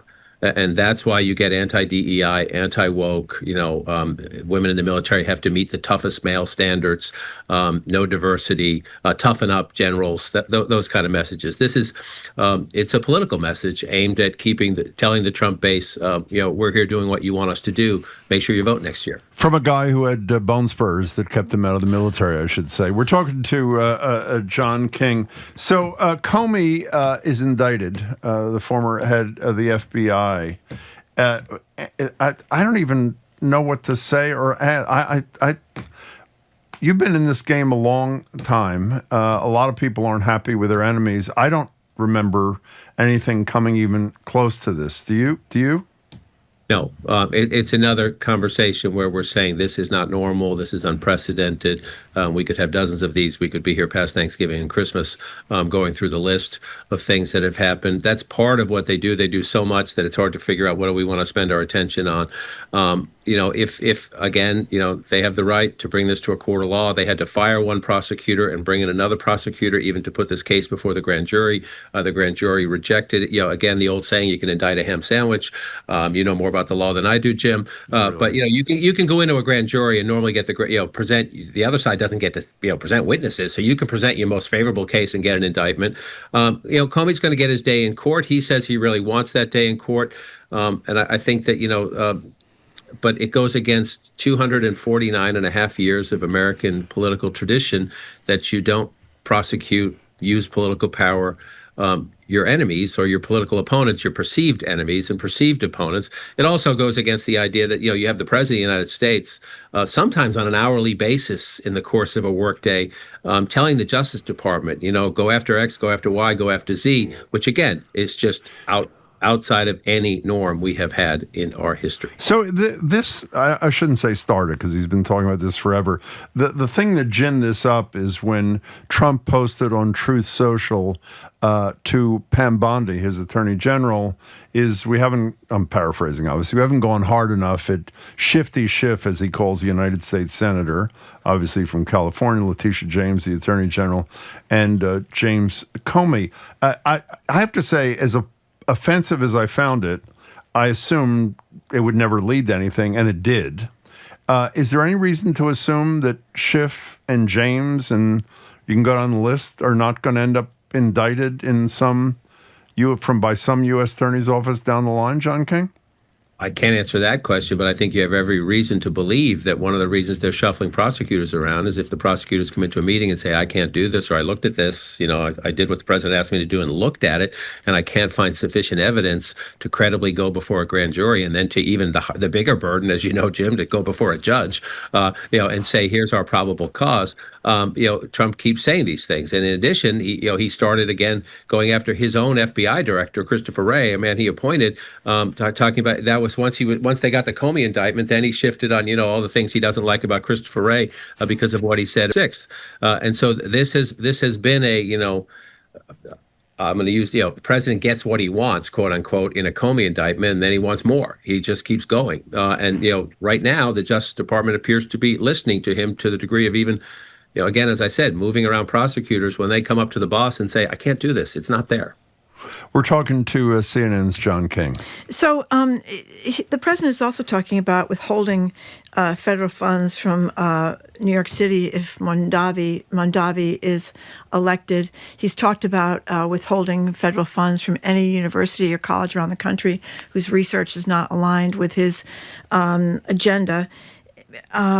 And taking away all federal funding for Harvard, which is where so much of this research on cancer and all these other diseases takes place in their Harvard-affiliated hospitals. So, I mean, is this just going to happen again? Is this another one of his threats or distractions or what? Oh, he means it. I mean, is it a distraction? It's not a distraction to the people affected by it. Is he doing it because there's something over here he doesn't want us paying attention to, like prices, like the economy, like the impact of tariffs on some of his own voters in his own places? You could make that argument, I guess. But, when he says he's cutting off this funding, in some cases, we've watched him with higher education. We watched him. Look at what Mike Braun, the governor of Indiana, said the other day. He did not want to go back and do redistricting this plan. And he said he got a call from the president essentially saying, you get some federal money there, and a lot of agriculture money goes to Indiana, and plus your people have elections, and we could primary you. So he means it. Is he going to do all of it? He says a lot of things. He says an awful lot of things, and he doesn't do all of them. But he's doing, in terms of this, using his power to intimidate or deny funding. There's a pretty long track record since he's taken office. And I would say this again. It goes back to the previous conversation where I said power. Almost everything they're doing that makes people say, wait, have we done this before? Wait, what about look at the New York Times poll today. A lot of Americans support, tougher border policy. A lot of Americans actually support deportations of people who are here and undocumented and have been here a long time. What? It's more the how.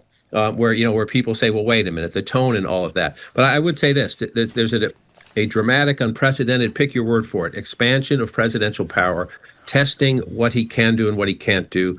The courts are going to be at this for several years. And if you do like it or you don't like it, I would say this, there are gubernatorial and other elections in New Jersey and Pennsylvania coming up pretty quick. There's that New York City mayor's election where you're talking about him directly telling the people of New York, elect this guy and I will mess with you. My words, not his, but my summation of it. And then we go into the midterm year next year. So there are opportunities for people at the ballot box, which is the way we traditionally do this, not through violence, not through anything else, to say yay or nay by how you vote. John King, you talked about the same New York Times poll that talks about how one of the biggest things that people are concerned about is the animus we all hold for each other back and forth, the country being so terribly divided. Can you talk a little bit about that? I think that, look, the murder of Charlie Kirk, the killing of those Democratic legislators in Minnesota last year, I think I said this when I was here last week or right after the Charlie Kirk thing. It was in 2014 when I went out to Tucson, Arizona, when Gabby Giffords was shot. This is not new. And around all this, I was speaking to an evangelical pastor in Colorado yesterday. I'm going to go out and see him soon about this. And he was talking about, the day of the Charlie Kirk killing, they had a school shooting, nearby there. Yeah. So there's anger in the bloodstream. There's visceral anger in the bloodstream, and I'm not going to take the bait like a lot of people are doing and make it a partisan issue. It's an American issue, and one of the reasons I do what I do now, travel the country, trying to listen, I'm trying to understand where people are coming from, even if what they say to me seems to be from a parallel universe. I want to know how they got there because they're good, hardworking people. But yeah, you see it in the polling too, that people of all persuasions are nervous and anxious about what they see as a coarsening of the political culture that too often leads, instead of to, good, fierce debates and then a handshake, to polarization and violence. Well, what's the line, which I'm told is not his originally? Spencer Cox, the governor of Utah, disagree better. Is that not the line he used after the killing of Kirk? It's good advice. And John, are there Republicans? I'm not a fan of Bill Maher at all, but Maher did something last week on television, basically calling on Republicans. And I'm paraphrasing, whether it's authoritarianism, dictatorship, whatever it is, the path we're going towards, it's sort of in your hands. Republicans, you have to stand up. I continue to be amazed, and I know this sounds naive, that, maybe on the margins of an issue, you'll get a Rand Paul or a Senator Cassidy on vaccines or this. Do you hear quiet conversations about the fact that every norm that Democrats and Republicans respected for decades and decades and decades is being ripped down every other hour, and there might come a point at which more than one or two Republicans decide to say enough is enough? Is that even a conversation, or they're all too scared of him? I think most are too scared of him, especially because we're heading into that midterm year where many of them could still be primaried. If they cross him, he will primary you. I will give Ted Cruz credit on the free speech question. There have been a number of conservatives who've come forward after the murder of Charlie Kirk, with the FCC going after, Jimmy Kimmel and others, saying, no, that's crazy. That is just absolutely crazy, and good for them. It has been on, that's a safer issue. You're still crossing the president of the United States. You're still telling him he's wrong and his team is wrong, which can get you in some trouble in Republicans. That should be a pretty safe issue on which to do that. But I think on the larger point, Jim, we're not going to see much more of that. As I said, the governor of Indiana, who's a true conservative, is now most likely going to call a special session at the end of the year and do what Trump wanted to do on redistricting, even though he thinks it's a bad idea. And so I think that I would say this, that we have the off-year elections this year, New York, Virginia, and New Jersey, the big ones. Then we go into the midterm year. After the midterm elections is when post-Trump Republican Party debate starts. There'll be a little of it during the primaries in 2026, a little bit of it in the midterm year, but it's after those elections that when it starts. And if the Republicans lose the House, then I think you'll have a louder conversation about it's time to either go back to who he used to be, or I think a smarter conversation is to go forward to something that is not what he is and his Republican Party is. But that's not going to happen when he's in power and he controls so much of the money and he has the support with the primary electorate. You're simply not going to see people saying, I disagree. Let's fight with the Trump White House heading into a Republican primary season. We know from the last few years, on principle, you might want to do that, but the politics of that are very risky. But I just saw Senate Majority Leader John Thune and the Vice President Vance and the Speaker of the House get up there yesterday and say that this whole Medicare-Medicaid fight was all about giving health care to people who are in the country illegally. And that's not what it's all about. And the three of them get up there and obviously agree that they were going to tell a lie in front of the American people and hope people believe it. So it's kind of like people are lying left and right, and that's just another day, I guess. I could tell you from my travels, specifically my last trip to Arizona when I spent a couple hours at a food bank. No, most of the people getting that help, back 40, 50 years ago. The King family got that help in Dorchester, Massachusetts. We were in the country legally, I promise you. So no, that's not true. Are there, again, the people who do this for a living, who give the benefits out and administer the programs, say, sure, there's a tiny. I could keep going on with the tinies, but that's not true. And it's also, remember, the most significant of those cuts don't take effect until after the elections. Exactly. So they knew what they were doing when they did it. Yeah. Okay. Hey, John, before you go away, I was thinking of you this morning. I know it's weird. Every time I talk to John, I was thinking of you, John. I was thinking of you. Do you remember where you were in 2004 when the Red Sox came back from down 3-0 to the Yankees and for the first time in the history of baseball won a series 4-3 like that? Where were you? I was watching this Matt Damon documentary last night on this question, and my 14-year-old asked me. I was actually home. When they won the World Series that year, I was on the road with George W. Bush in Michigan. But I was at home watching that game on television when Dave Roberts stole that base and everything turned around, if that's what you're talking about. I'm still rooting. I'm rooting, Mr. Browdy, for the Red Sox-Phillies World Series. That's what I'm rooting for right now. Would love it. If it happens, we go. Hey, John, it's great to see you. Thank you very much. Take care of yourself. Happy Crochet Day. He's by the way, for those who don't know, Crochet is the pitcher for the Red Sox in Game 1 tonight in the Bronx. Good to see you, John. Thank you, John. We've been speaking with CNN's chief national correspondent, John King, the man behind All Over the Map reporting project. Coming up after this quick break, Boston Globe business columnist Shirley Leung is with us. He's Jim Browdy. I'm Marjorie Egan. That's true. This is Boston Public Radio 89.7 GBH, streaming at youtube.com/GBH News.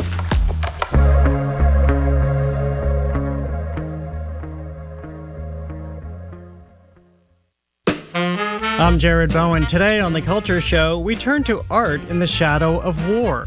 Historian Christopher Gorham joins us to discuss his new book, Matisse at War, tracing how the modernist master painted through the Nazi occupation of France. Plus, we unpack the pop culture powerhouse that is K-pop Demon Hunters. How did Netflix's animated adventure film become a global sensation? That and more on The Culture Show today at 2 on 89.7 GBH. Our programs are made possible thanks to you. And Moderna. mNEXSpike COVID-19 vaccine, mRNA, by Moderna, is available. More information about mNEXSpike is available from pharmacists and medical providers. And Newport Mansions, presenting the Newport Symposium, The French Influence in Newport, November 6th to 7th. 2 days of lectures and tours examining the French aristocracy's influence on the Gilded Age. NewportMansions.org.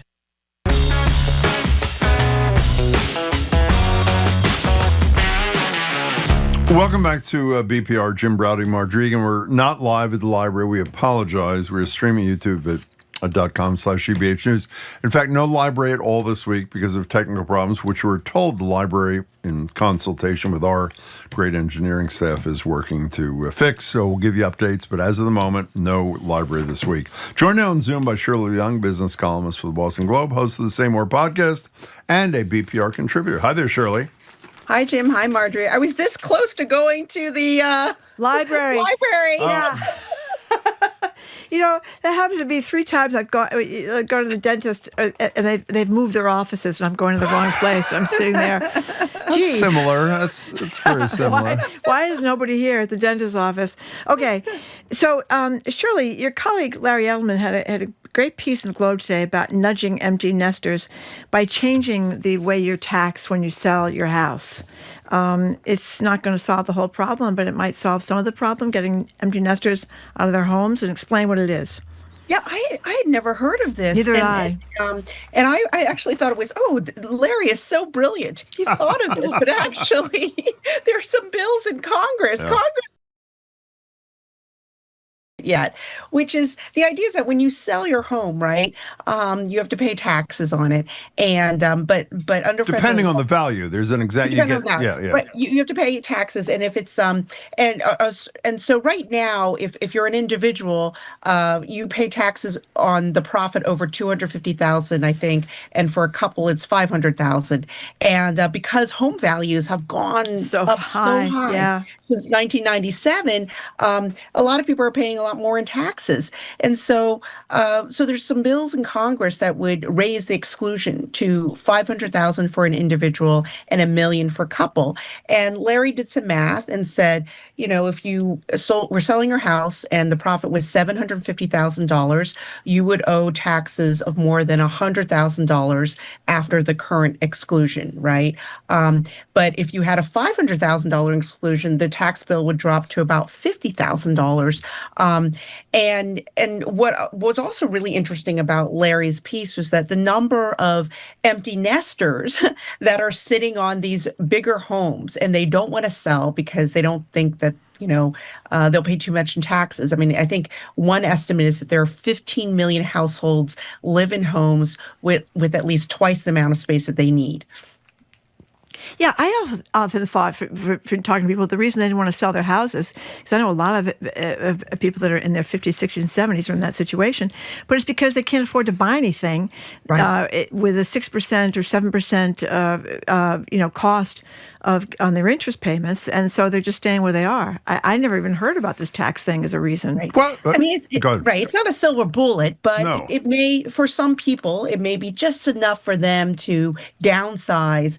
It gives them enough money, leaves enough money in their pocketbook that they would downsize. Yeah, and by the way, the proposals maybe not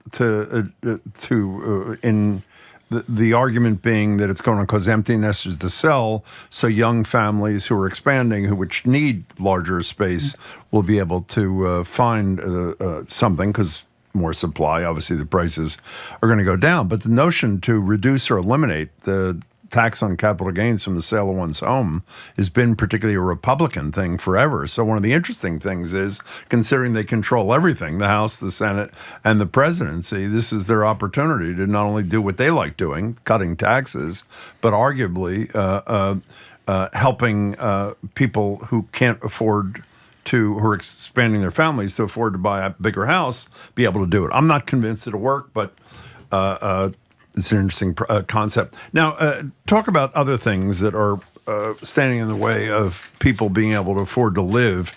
AI is probably at the top of the list. And apparently the hiring practices of some firms in Greater Boston are understandably and predictably, I guess, being affected by the fact that they can get an AI thing to replace a human being or two, right? This is what economists and people in the field have been talking about. When is the day when companies will not hire a human, or be reluctant to hire human, instead hire I guess don't hire humans, instead just use software, right? And my colleague Aaron Pressman is starting to, find out that there are companies like DraftKings or Akamai. They're looking at, right now, some of these companies, what they're doing is, if you have to justify hiring a human. If a computer can do it, then we don't need to hire that human. Well, the default is you don't hire a human, and you have to make the affirmative case that you do. And you always really scary about that story to me is it wasn't too many years ago that one of the things that people were saying young people should go into is coding. That's right. Coding is the future. You're going to make a ton of money. And one of the lead things in his piece is that's one of the areas where these companies are finding we don't need that many coders. Majors apparently are having what are they called? Biology majors are having an easier time getting a job than people who majored in coding and software engineering, which is really, talk about a bait and switch, huh? That's right. It's amazing that no one really saw how quickly AI would take over coding, and I guess.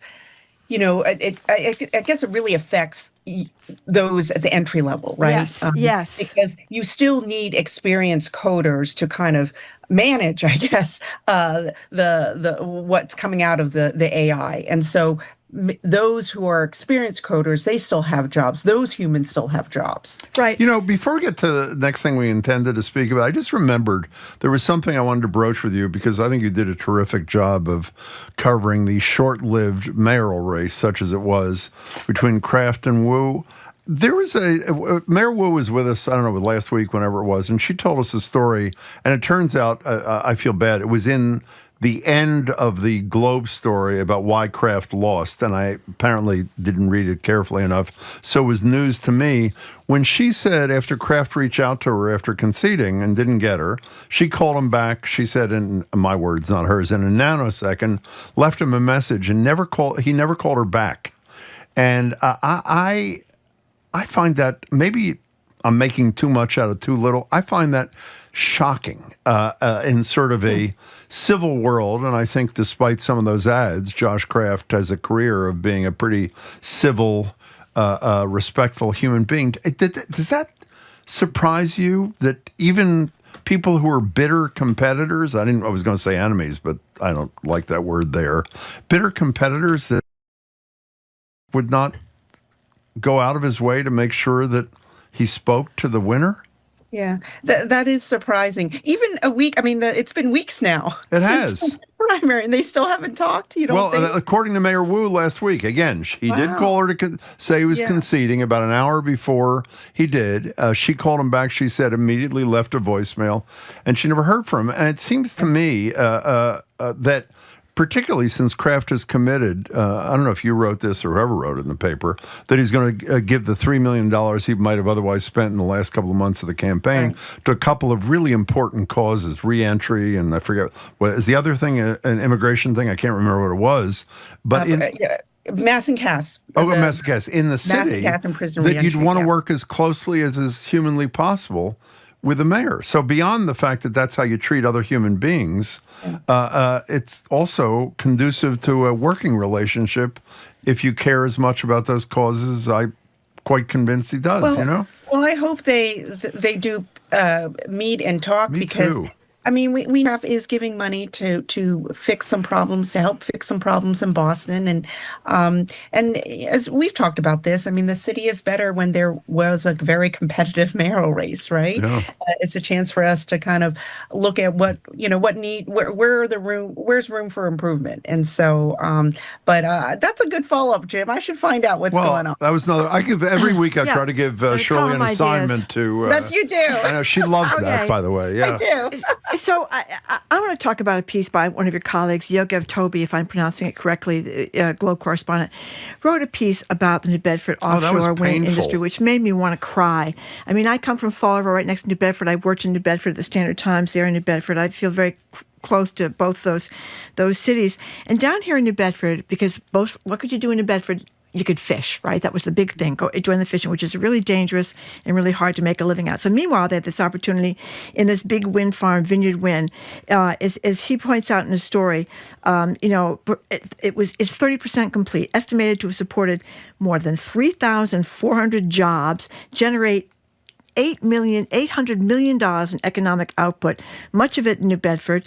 And it was a way to give great jobs with great benefits and great pay to all these people down in New Bedford, Fall River, that whole southeastern Massachusetts section.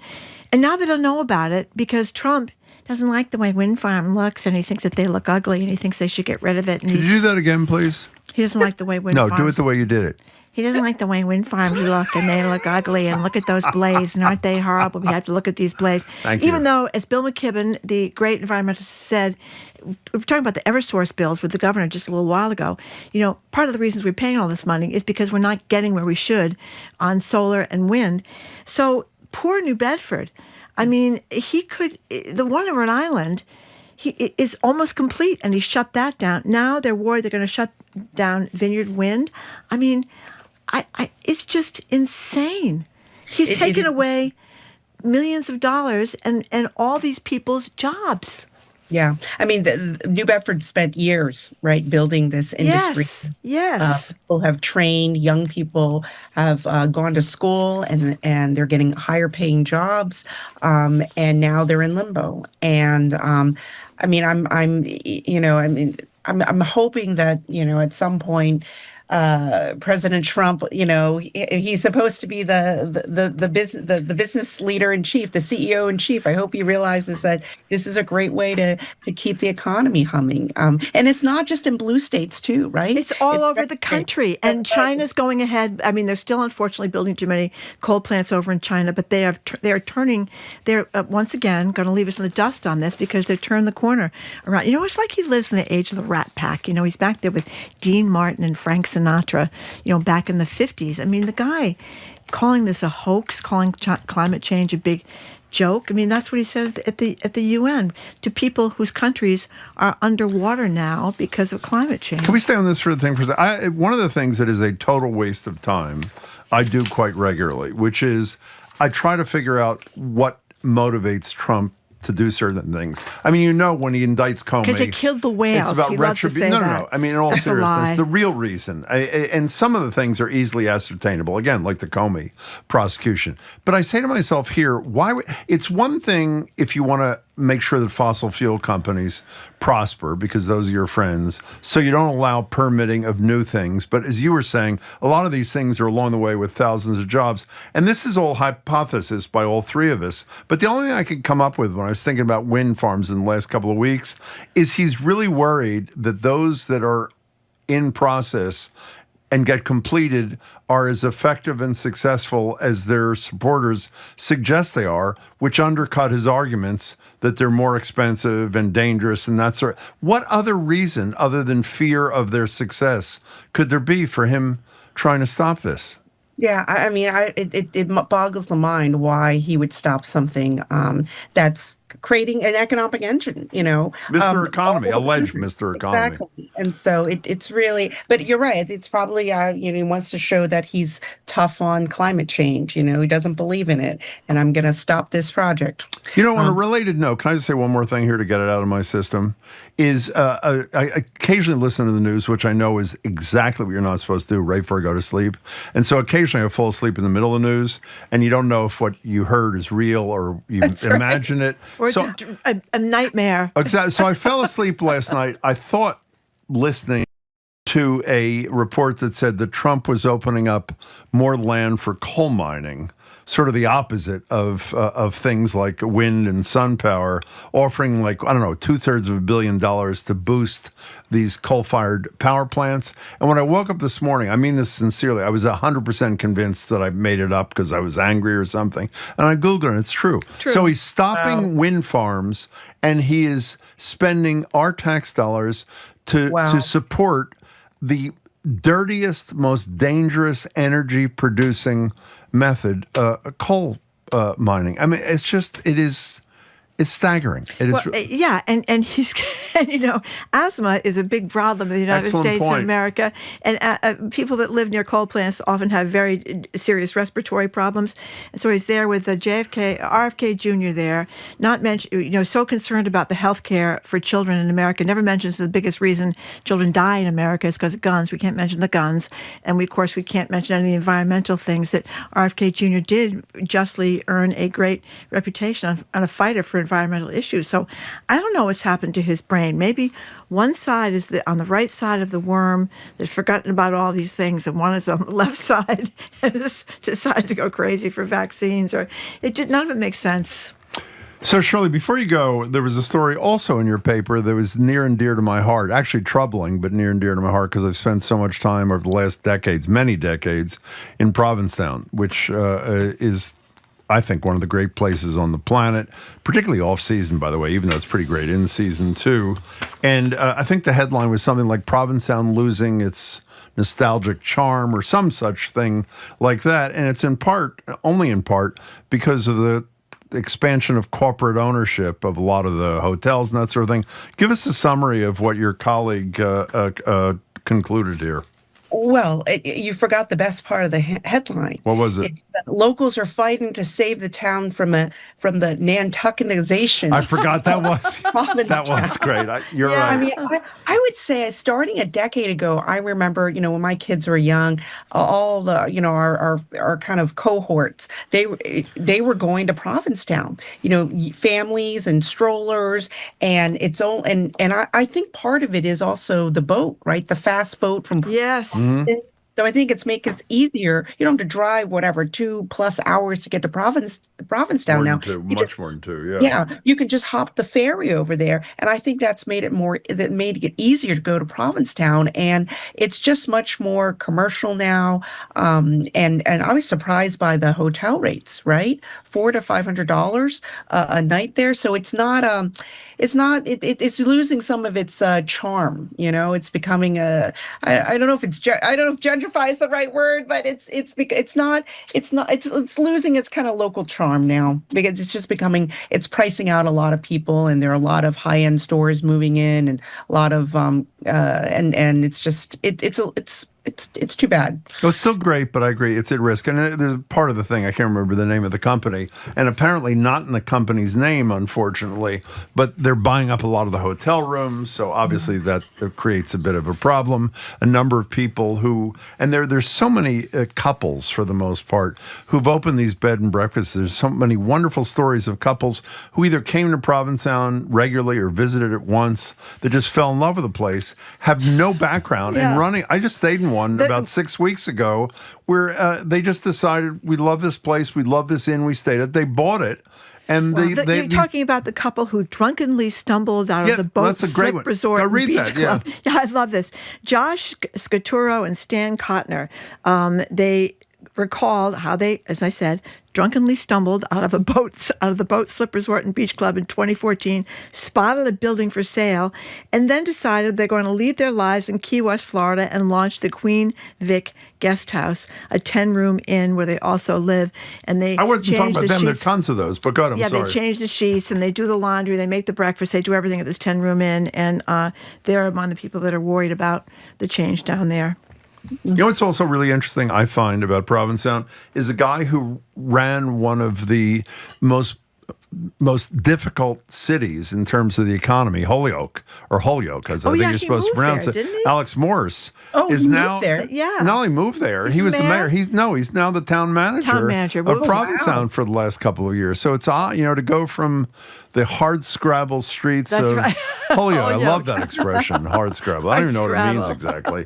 Of whatever. So, hey, Shirley, before you go away, how worried are people? The tariffs were upped on a whole variety of things. Pharmaceuticals coming in from other countries. Films made. And the lead of the Drudge Report was Trump wants the 100% tariff. Is it Mel Gibson's movie? Whose movie is it on Jesus Christ? Mel Gibson. Right, because Jesus Christ Part 2. They picked that because obviously it was made in another country. How anxious do our business leaders here, how anxious do they continue to be about this tariff thing while we await the Supreme Court ruling on whether or not he had the power to do what he's done to begin with? I mean, as it relates to drug manufacturing, you got to read the fine print, because if you are a company that manufacturers in the U.S., I think you can escape some of the bigger tariffs. So sure. I think you gotta and I guess we do have a burgeoning film industry here, so maybe maybe more sets will come here instead of Canada or something like that. But you got to read the fine print on the tariffs, because they've become so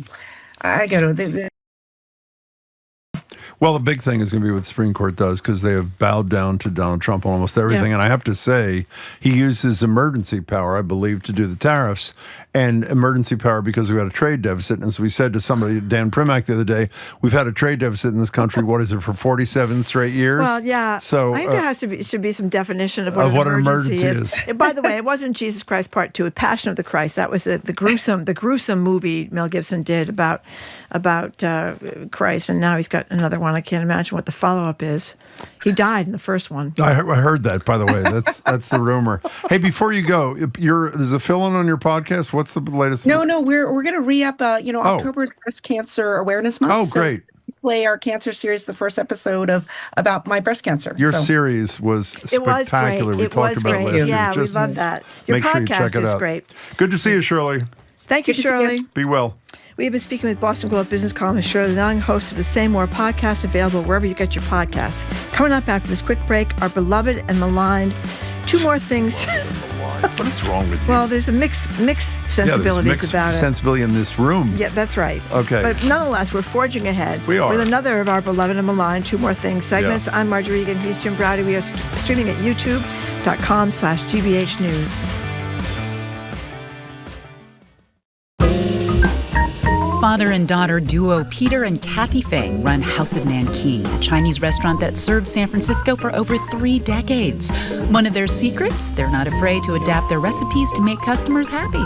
The way that we treat the dining room is the way that we would treat, like, if you invited guests to your home. Now they're out with a family cookbook. Hear more on all things considered from NPR News. Today at 4, here on GBH News 89.7. Support for our programs comes from you. And Gentle Giant Moving Company, official moving and storage provider for the head of the Charles Regatta, employing rowers and athletes since 1980 and currently hiring to join their team. More at gentlegiant.com. And MIT Sloan Executive Education. Their non-degree executive courses are led by MIT Sloan faculty and are designed to provide a targeted and flexible means to future-proof your business and career. executive.mit.edu.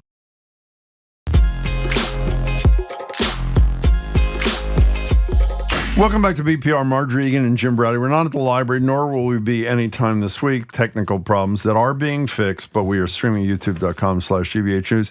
It's time for whatever Marjorie said, the beloved and the reviled, or whatever it is, two more things. And Marjorie is going to start with one more thing. What is it, Marjorie? Well, I just want to mention that there has been a brouhaha in MAGA world over the choice of Bad Bunny as the Super Bowl halftime performer, because he's not a Trump fan. People may recall that he is not going to do his concerts in the continental United States because he's worried about ICE people arresting people, or being out there to arrest people after his shows. So he's gone to Europe. He's been in Puerto Rico, which is where he's from, and he's not coming to the United States. He also criticized Trump for the earthquake. Remember Hurricane Maria back in 2017? I do indeed. And he said, I will never forget what Donald Trump did and what he did not do. And Puerto Rico needed a caring and competent leader. He abandoned the island, tried to blockade after back-to-back devastating hurricanes that offered nothing more than paper towels and insults.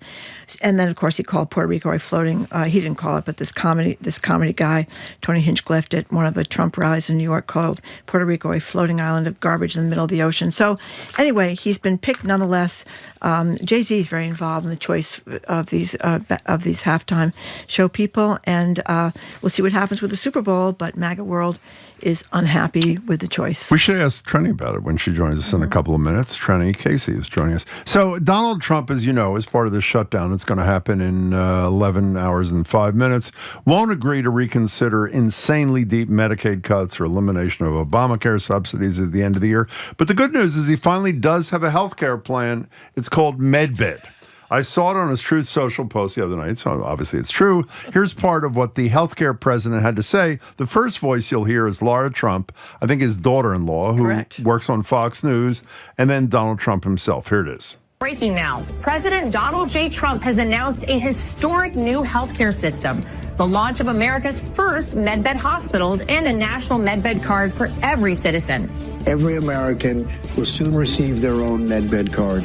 With it, you'll have guaranteed access to our new hospitals led by the top doctors in the nation, equipped with the most advanced technology in the world. These facilities are safe, modern, and designed to restore every citizen to full health and strength. Now, you know that I hate to admit that I made a mistake. I apologize for criticizing him on healthcare. He's going to make MedBed tech available to all Americans at free, by the way, at MedBed hospitals.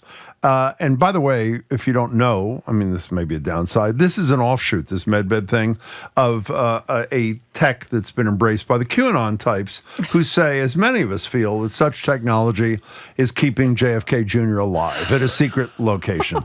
The only small problem with the plan, other than that, is it does not exist. What Trump tweeted with his daughter-in-law, Laura Trump, as the Fox News anchor, was an AI creation.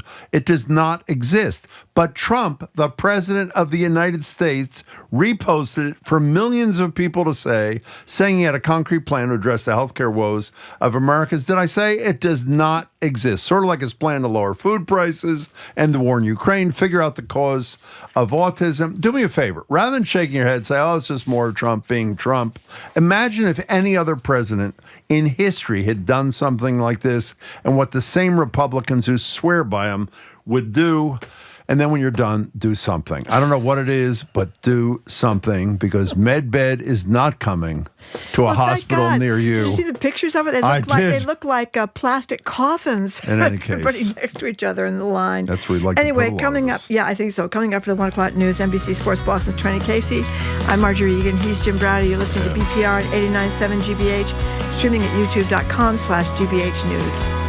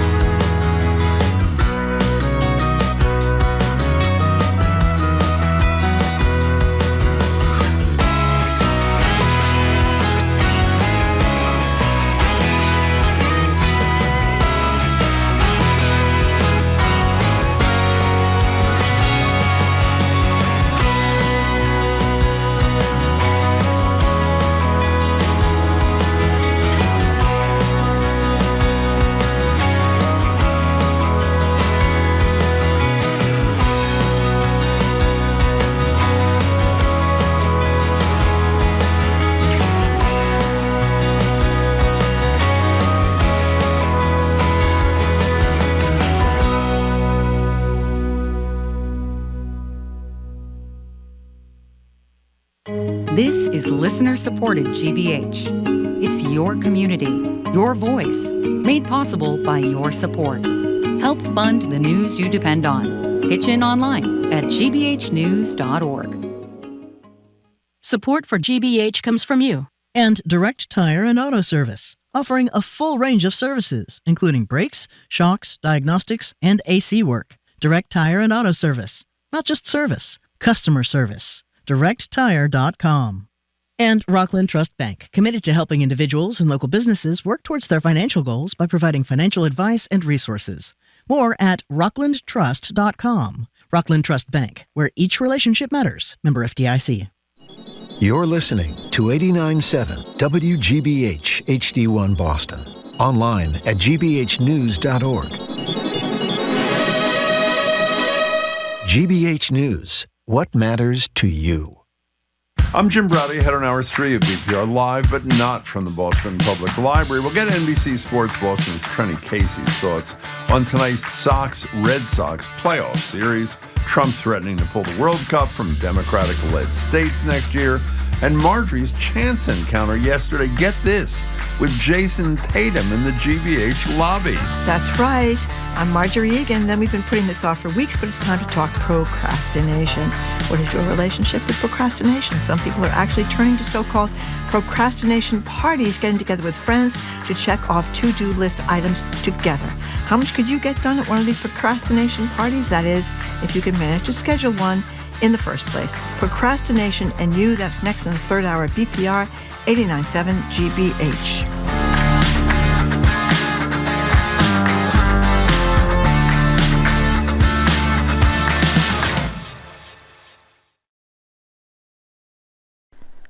Live from NPR News in Washington, I'm Amy Held.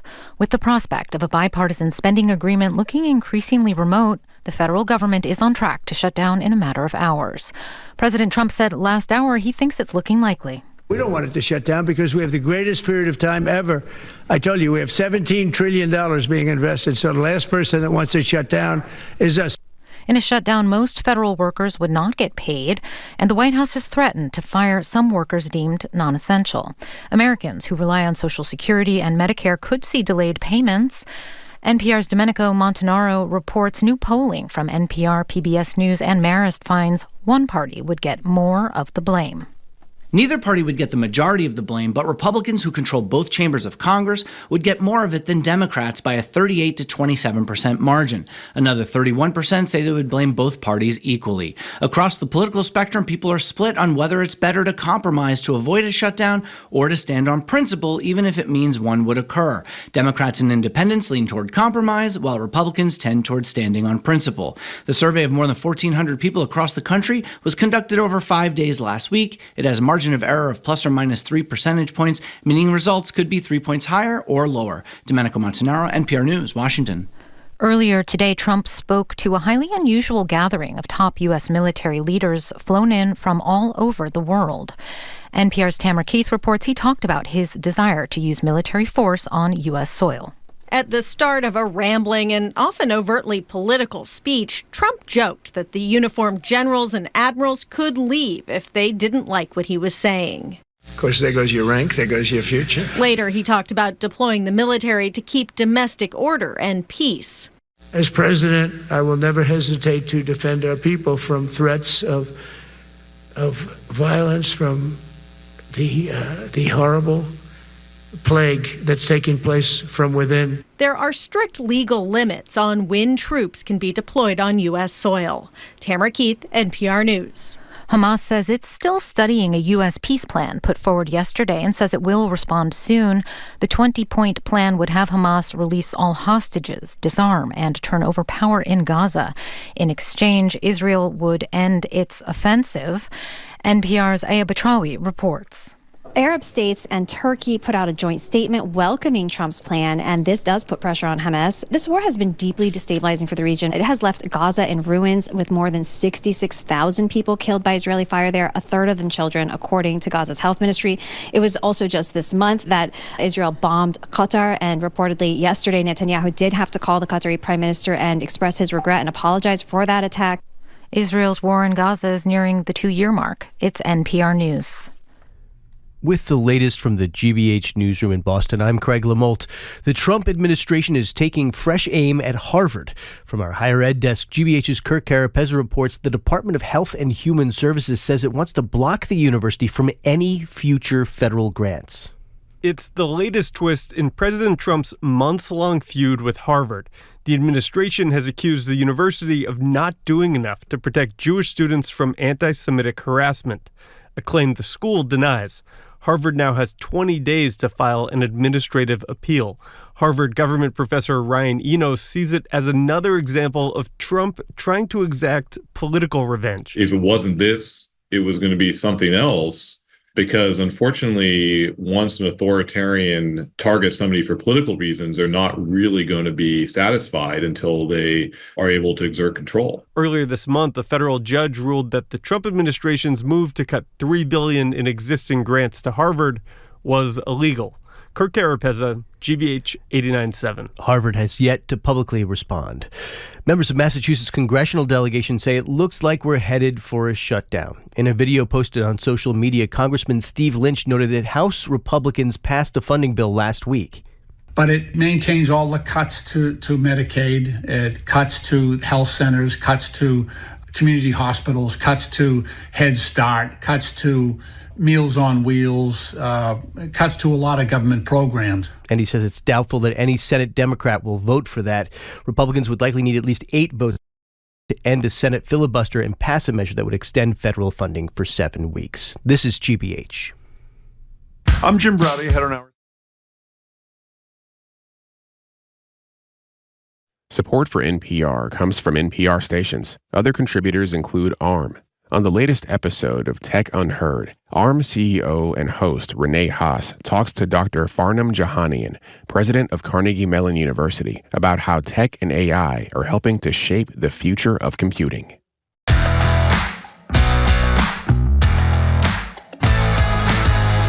He's Jim Browdy. I am Marjorie Egan. Welcome to hour number 3 of Boston Public Radio, 89.7 GBH. We are broadcasting from Brighton. Sorry we're not at the library. We'll not be at the library this week because of technical problems, but we are streaming at youtube.com/GBH News. Hello again, Jim. Hello again, Marjorie. How are you? Excellent, thank you. Well, I'm glad to hear that. We're now joined by NBC Sports Boston anchor and reporter Trenni Casey. She's also a BPR contributor. Hi there, Trenni. How are you? Hi, guys. How are you? Good to see you. Well, we're very good. Big sports stuff tonight. The Red Sox versus the Yankees. What do we think? What is going to happen? So the Red Sox have absolutely dominated the Yankees, like basically since 2003 when it ended disastrously and then they came back from down 0-3 in 2004. It has been Red Sox, Red Sox, Red Sox, not Yankees, Yankees, Yankees. I believe, and I probably should have checked this math first, that they are like 9-1 over the last 8 playoff games they've played against the Yankees. They dominated them. Wait a second, 9-1 in the last 8 playoff games? Let's work the math here. I think so. Maybe that's not right. I feel like that's right, though. No, 9-1 is 10. So okay. It is. Let's not get bogged down. That is Jim. That is 9-1 is 10. Let's just stick with dominating. Okay, let's start over again. So what do you think about the series starting tonight? Listen, I have a puppy. I'm not, it's just like a little crazy. My brain's all over the place. My hair is still wet because I didn't tie my shower. Yeah, but you look good. Today. That's all that matters. You so look go great. ahead. Anyway, let's not get into numbers. That's right. Too confusing. They've been very, very, very good. They won a playoff series against them in 2018. They won a playoff series against them in 2021 when they last went to the ALCS. That I know for sure. So the Red Sox have had the Yankees. They've been, to use a phrase from that 2003-4 era, they've been the Yankees' daddy. They've owned them. However, the Yankees have definitely been playing better baseball as of late. The way the new wild card format works is when you play these 3-game series, they're all at one stadium. So there is no home and home. So the Red Sox have to win 3 games on the road at Yankee Stadium. I think, guys, if they win tonight with Garrett Crochet on the mound, they have a really good chance. I think they have a decent chance of winning the series because 1, you only have to win 1 more game. And then 2, I think you kind of get in the Yankees' heads, right? Like, what is it with this team? Why can't we beat them? You've been beat by their best pitcher. And then you've got Brian Bayo, who has also owned the Yankees this year, going tomorrow. So that sets you up great. Now, if the Yankees win tonight and you have to try to win 2 in a row on the road at Yankee Stadium without Lucas Giolito, who is one of their 3 best starters this year and who's out with an elbow injury, which... Guys, usually elbow injuries aren't great. He's been dealing with it for a while. His velocity is down. Then you probably have Connolly early starting for you in game 3. If you make it that far, you don't even know who he is. He's done great. He is a rookie call-up this year. He's joined the team, in like mid-September, I think, early September. He's been phenomenal for them. But to put a kid in that position, maybe ignorance would be bliss. But you're not setting yourself up for success. They need to win tonight behind Garrett Crochet to give themselves a chance. Okay, so Aiden, our colleague, just checked it out. In postseason games since 2004, the Red Sox are 9 wins, 3 losses. Obviously, 9. Barry, I knew there was a 9. No, there right. you go. And 9 and 3 equals 7. So that's right. You were close. Now, can you explain 9 something? and 3 equals 12. Look Whatever. at that. I Doesn't should go matter. to Harvard Can and you major explain in math. something to me?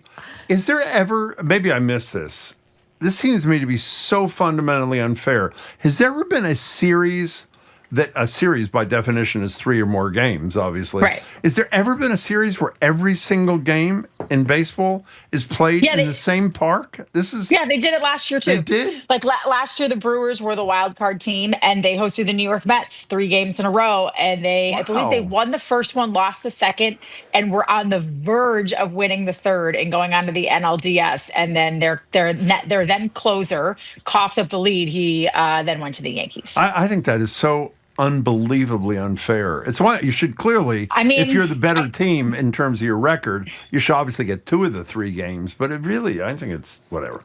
Okay, you want to talk about the biggest sports story clearly of the day that all of you have missed. I mean this respectfully. Yesterday, the Celtics were in the building for their media day. Now, I thought you were going to say Bad Bunny. No, we'll get to that. Here's Jason Bunny. Tatum yesterday, and we know he had the Achilles tear, but he's working his way back. Here he is answering a question about whether he feels any pressure to return to the court as he recovers from the torn Achilles. Here he is. There's no pressure to return back any sooner than, when I'm 100% healthy. No pressure from Brad, Joe, the team, the organization. The most important thing is that I'm 100% recovered and healthy whenever I do come back. By the way, the news, I should be clear here. The news is not that they do, the Celtics, always do media day right here at GBH. The news is that according to reports, and I have really good sources, I don't want to brag, Jason Tatum sort of waved back at Marjorie when she screamed out, Jason, in the lobby.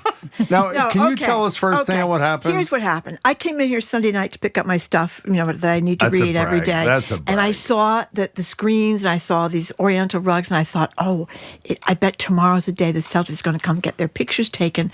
Too bad we never get to see them because we're always on the air because they get here at 11 o'clock.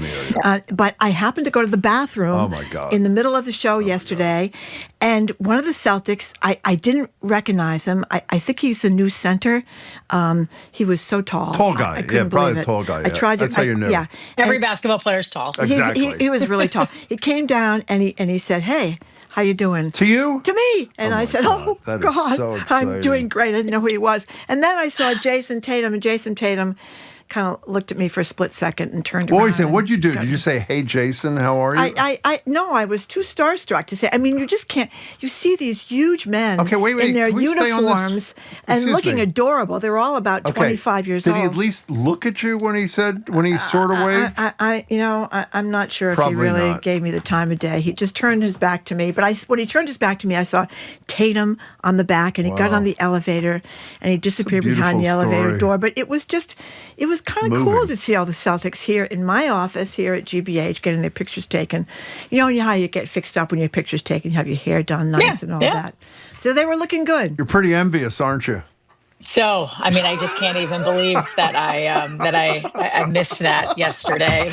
Except I wasn't sure who the guy was. I do appreciate, Marjorie, though, your excitement over seeing these guys in person, because when you do what I do for a living, like I've been around athletes since I was an intern in college, like 18 or 19 years old. So I just don't really care anymore.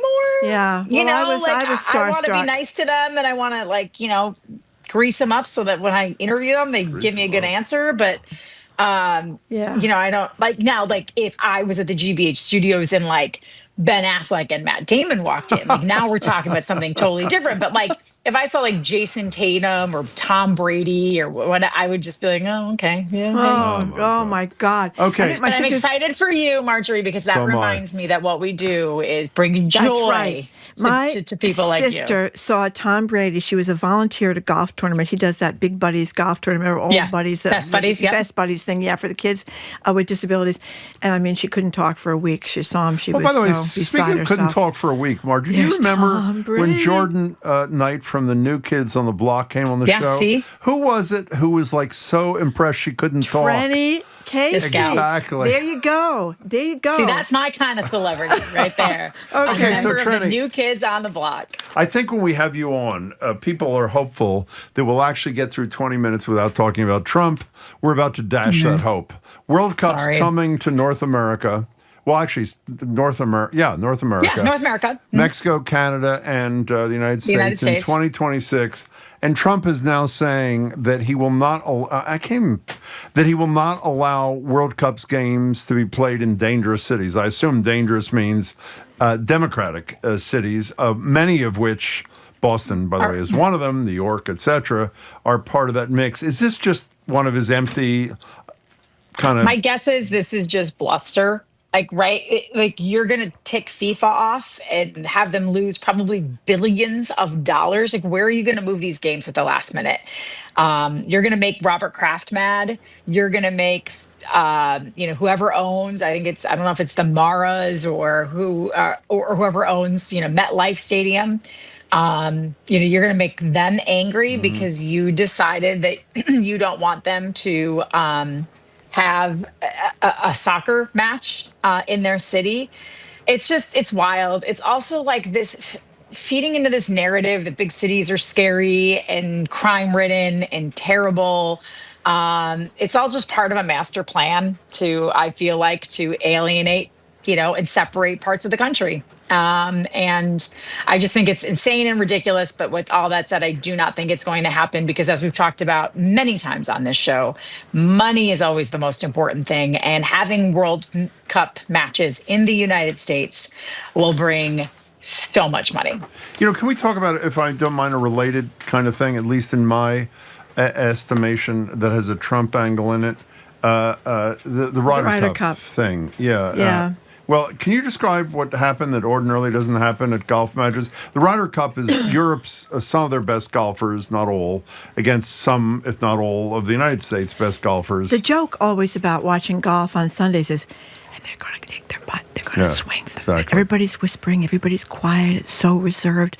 This was like nothing I've ever seen. So what happened? Yeah, so usually, listen, the Ryder Cup always has, like to Marjorie's point, the Ryder Cup always has a more boisterous, enthusiastic crowd, right? Like the United States faces off against United States golfers face off against European golfers once every 2 years in a skins style match.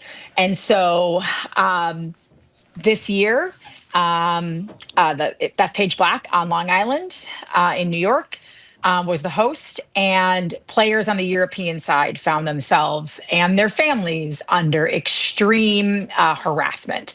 Like, listen, we get it. You're going to chant things. Like, one of the funnier, not bad chants or signs that were held up is somebody, made fun of Rory McIlroy for always choking, right? Like, until the Masters, he would always kind of choke sometimes in big situations. That's fine. That happens all the time, right? What's not okay is that they were chanting expletive you, Rory, with the help, by the way, of the sanctioned MC on the first hole. So she was fired after 2 days because she partook in, a really vulgar chant that just doesn't belong on a golf course. But the worst of the worst is that they were harassing, in particular, Rory McIlroy's wife. Someone threw a beer at her. They taunted her for the time that they were separated. They were chanting the name of the alleged affair of the name of the woman who allegedly had an affair with Rory McIlroy while they were separated. They were hurling insults and expletives at the golfers. It got so bad that the golfers needed an increased police presence on the course, and it was really interesting. I saw, take it for what it's worth. It was Glamour magazine, which is a women-centric magazine. But I saw them posted on Instagram that they had sort of written a commentary, and it resonated with me about this hasn't happened in a long time, and it's happening now because especially what happened with Erica Stoll, his wife.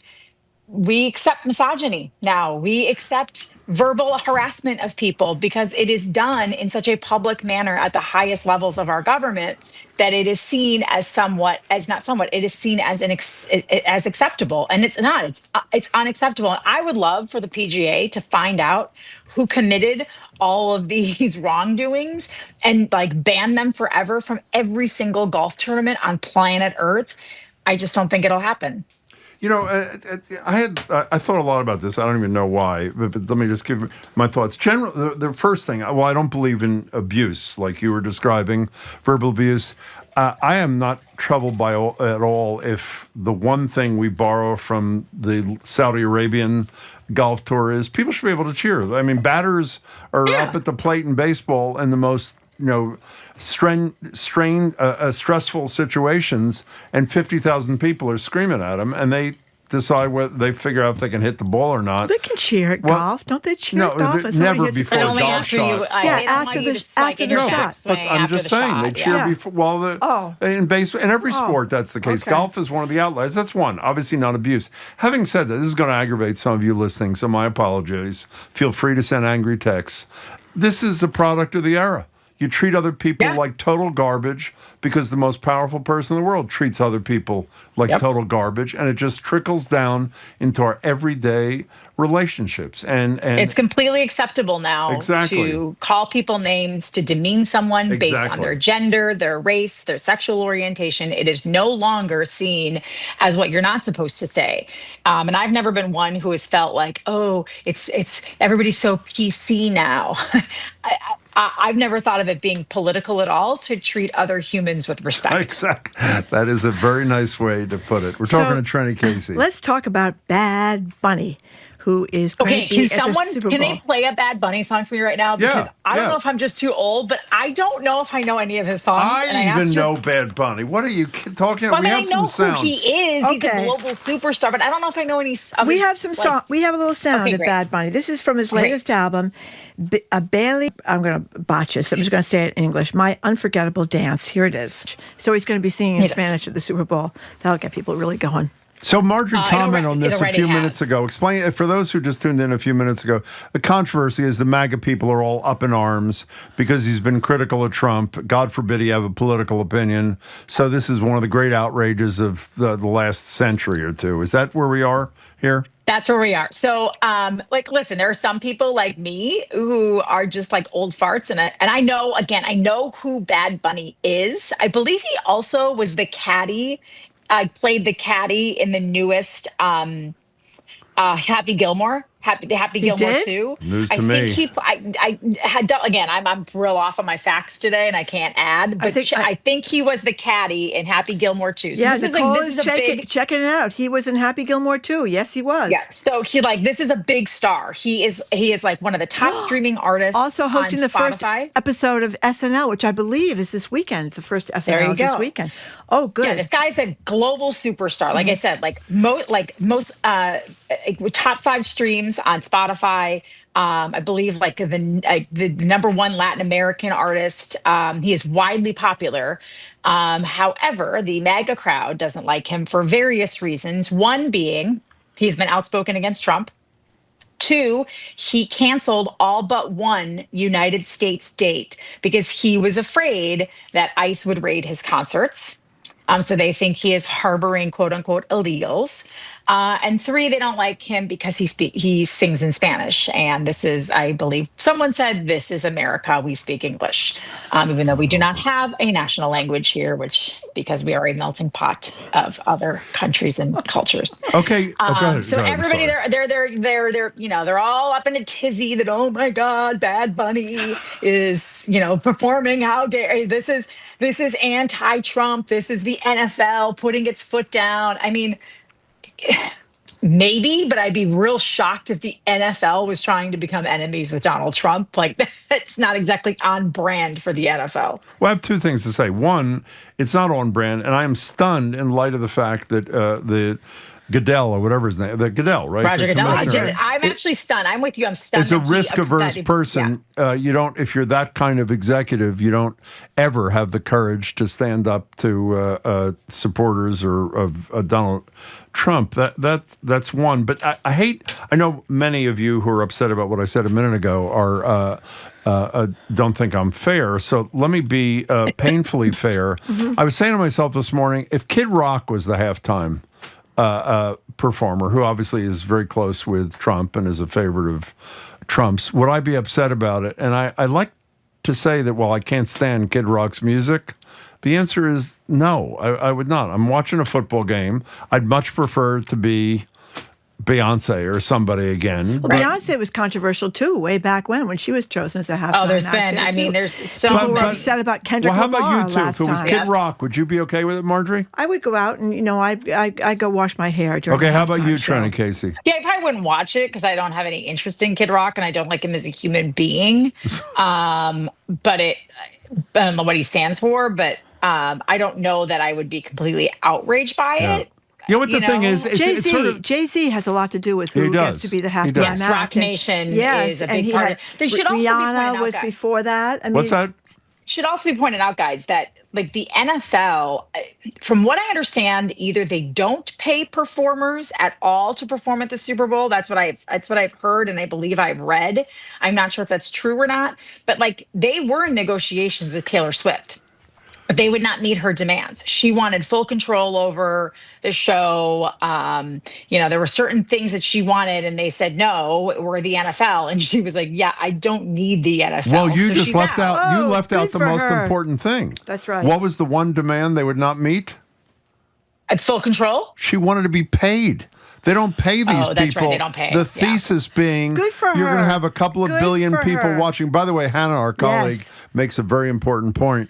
T-minus 3 days until Swift's new album comes out. And I don't know what date it is. Her extended It's October interview 3rd. Jimmy Fallon. She's doing a not your typical 7-minute interview, but a longer interview on a show sometime in early October. It is Monday. It is Monday, 6th? It is Monday, October 6th. Not that I stalk every Taylor Swift account, but she will also be. I did find this interesting. I know this is not sports, but now that we're on Taylor Swift, she is doing 3 late night talk shows on the heels of, I didn't know that. of releasing this album. One is Graham Norton, which is, if you don't watch Graham Norton, it is a fantastic English talk show. I agree. She's doing Jimmy Fallon, an NBC product, on Monday, October 6th, and on Tuesday, October 7th, she's appearing on Seth Meyers' late night show. Oh, I didn't know which that. is also NBC, which I found interesting only because I would have thought maybe after everything that happened with Jimmy Kimmel, she would go on Jimmy Kimmel. Yeah. But I also wonder if she is sending a message to ABC, because she is quietly political. Oh, maybe. And she is quiet. Maybe. She is everything she does is very calculated. Don't get me wrong. She is a mastermind, to use one of the names of her songs.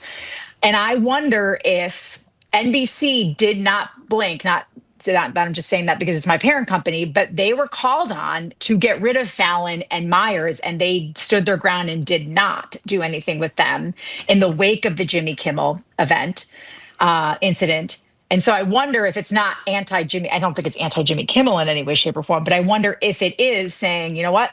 I'm not going to go on ABC. Okay. You don't support free speech, so I'm not going to go on ABC. I have another question. Since you are a Taylor Swift aficionado, how much are we going to learn in the new album about the blow by blow of the romance? Do you think we're going to get the when they We first mean Belichick and Jordan? When they first met, when she first decided this was the guy, there are a couple songs on the Tortured Poets department which are definitely about Travis. Like So High School is definitely about By the way, Travis. can I interrupt you? Trenni was Alchemy totally is definitely uninterested about Travis. in anything we had to say for 20 minutes. And all of a sudden we mentioned Taylor So Swift. High School. And she's like ready to explode So with you're dating excitement. the football player Go in ahead, high I'm school. sorry. Yes. So those two songs are about Travis. Like, I would imagine her. What's the second song? So High School. What's the second Alchemy. one? Alchemy. The Okay. Alchemy. Yeah, that means chemistry. I think that's on the anthology. We got it, Yes, Marjorie. it means chemistry. Thank you. Woo! Yeah, it's I'm sure. I don't know how much we'll learn. You know, I hope a lot.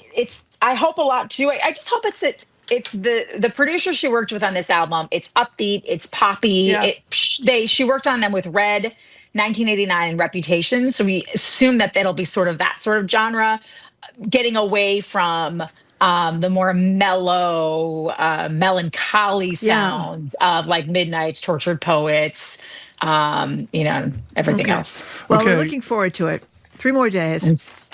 Do you have tickets to the movie? Do you have tickets to the movie? When's the movie? The movie is only Friday, Saturday, and Sunday.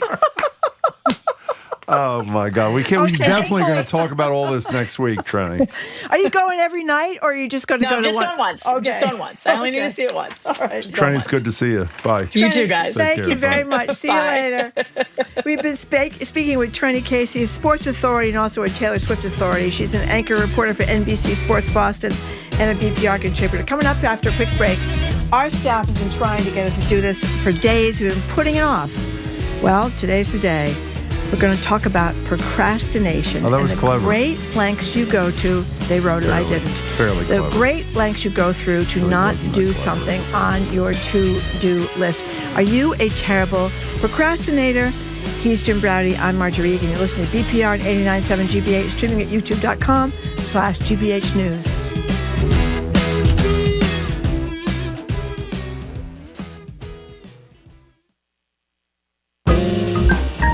Father and daughter duo Peter and Kathy Fang run House of Nanking, a Chinese restaurant that served San Francisco for over 3 decades. One of their secrets, they're not afraid to adapt their recipes to make customers happy. The way that we treat the dining room is the way that we would treat, like, if you invited guests to your home. Now they're out with a family cookbook. Hear more on all things considered from NPR News. Today at 4, here on GBH News 89.7. Our programs are made possible thanks to you. And Mass General Brigham Health Plan, providing helpful digital tools, world-class providers, and coverage that help you live in the moment. More at massgeneralbrighamhealthplan.org. and Cambridge School of Culinary Arts in Porter Square, offering teen and adult recreational cooking and baking workshops, series, and cooking couples classes for culinary enthusiasts. CambridgeCulinary.com.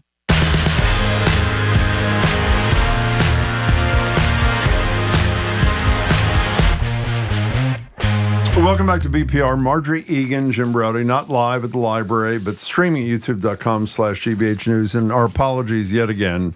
No library all this week. We have technical meltdown there, and our engineering people is working with the folks at the library, and they're convinced they'll get it fixed in relatively short order. We'll keep you apprised. So our topic, procrastination. In today's busy world, we all face, a ton of tasks. You have to email this person, call another one, follow up on that thing, go to the gym, pay the bill, do your taxes, take care of your house, your car, your partner, your kid, your pet, whatever.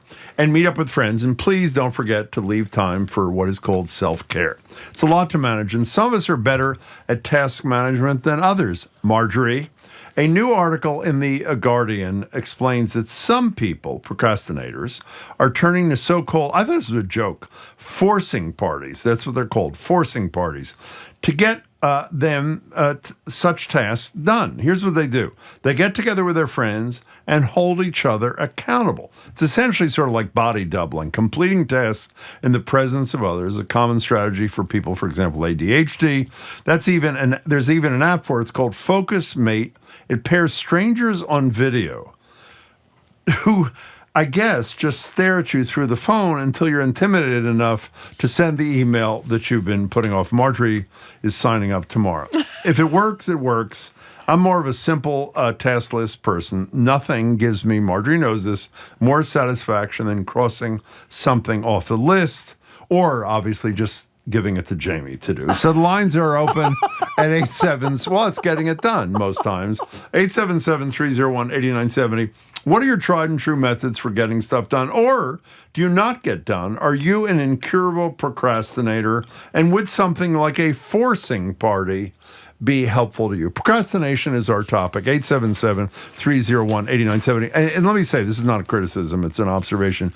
This is a particularly appropriate topic for me and Marjorie. She is one of the worst procrastinators in the history of the world. Is that a fair criticism? I'm very bad. And it's horrible. Very bad. And I am probably one of the most anally non-procrastinating people ever. And let me give you my trick right up front so we get people in the proper mood.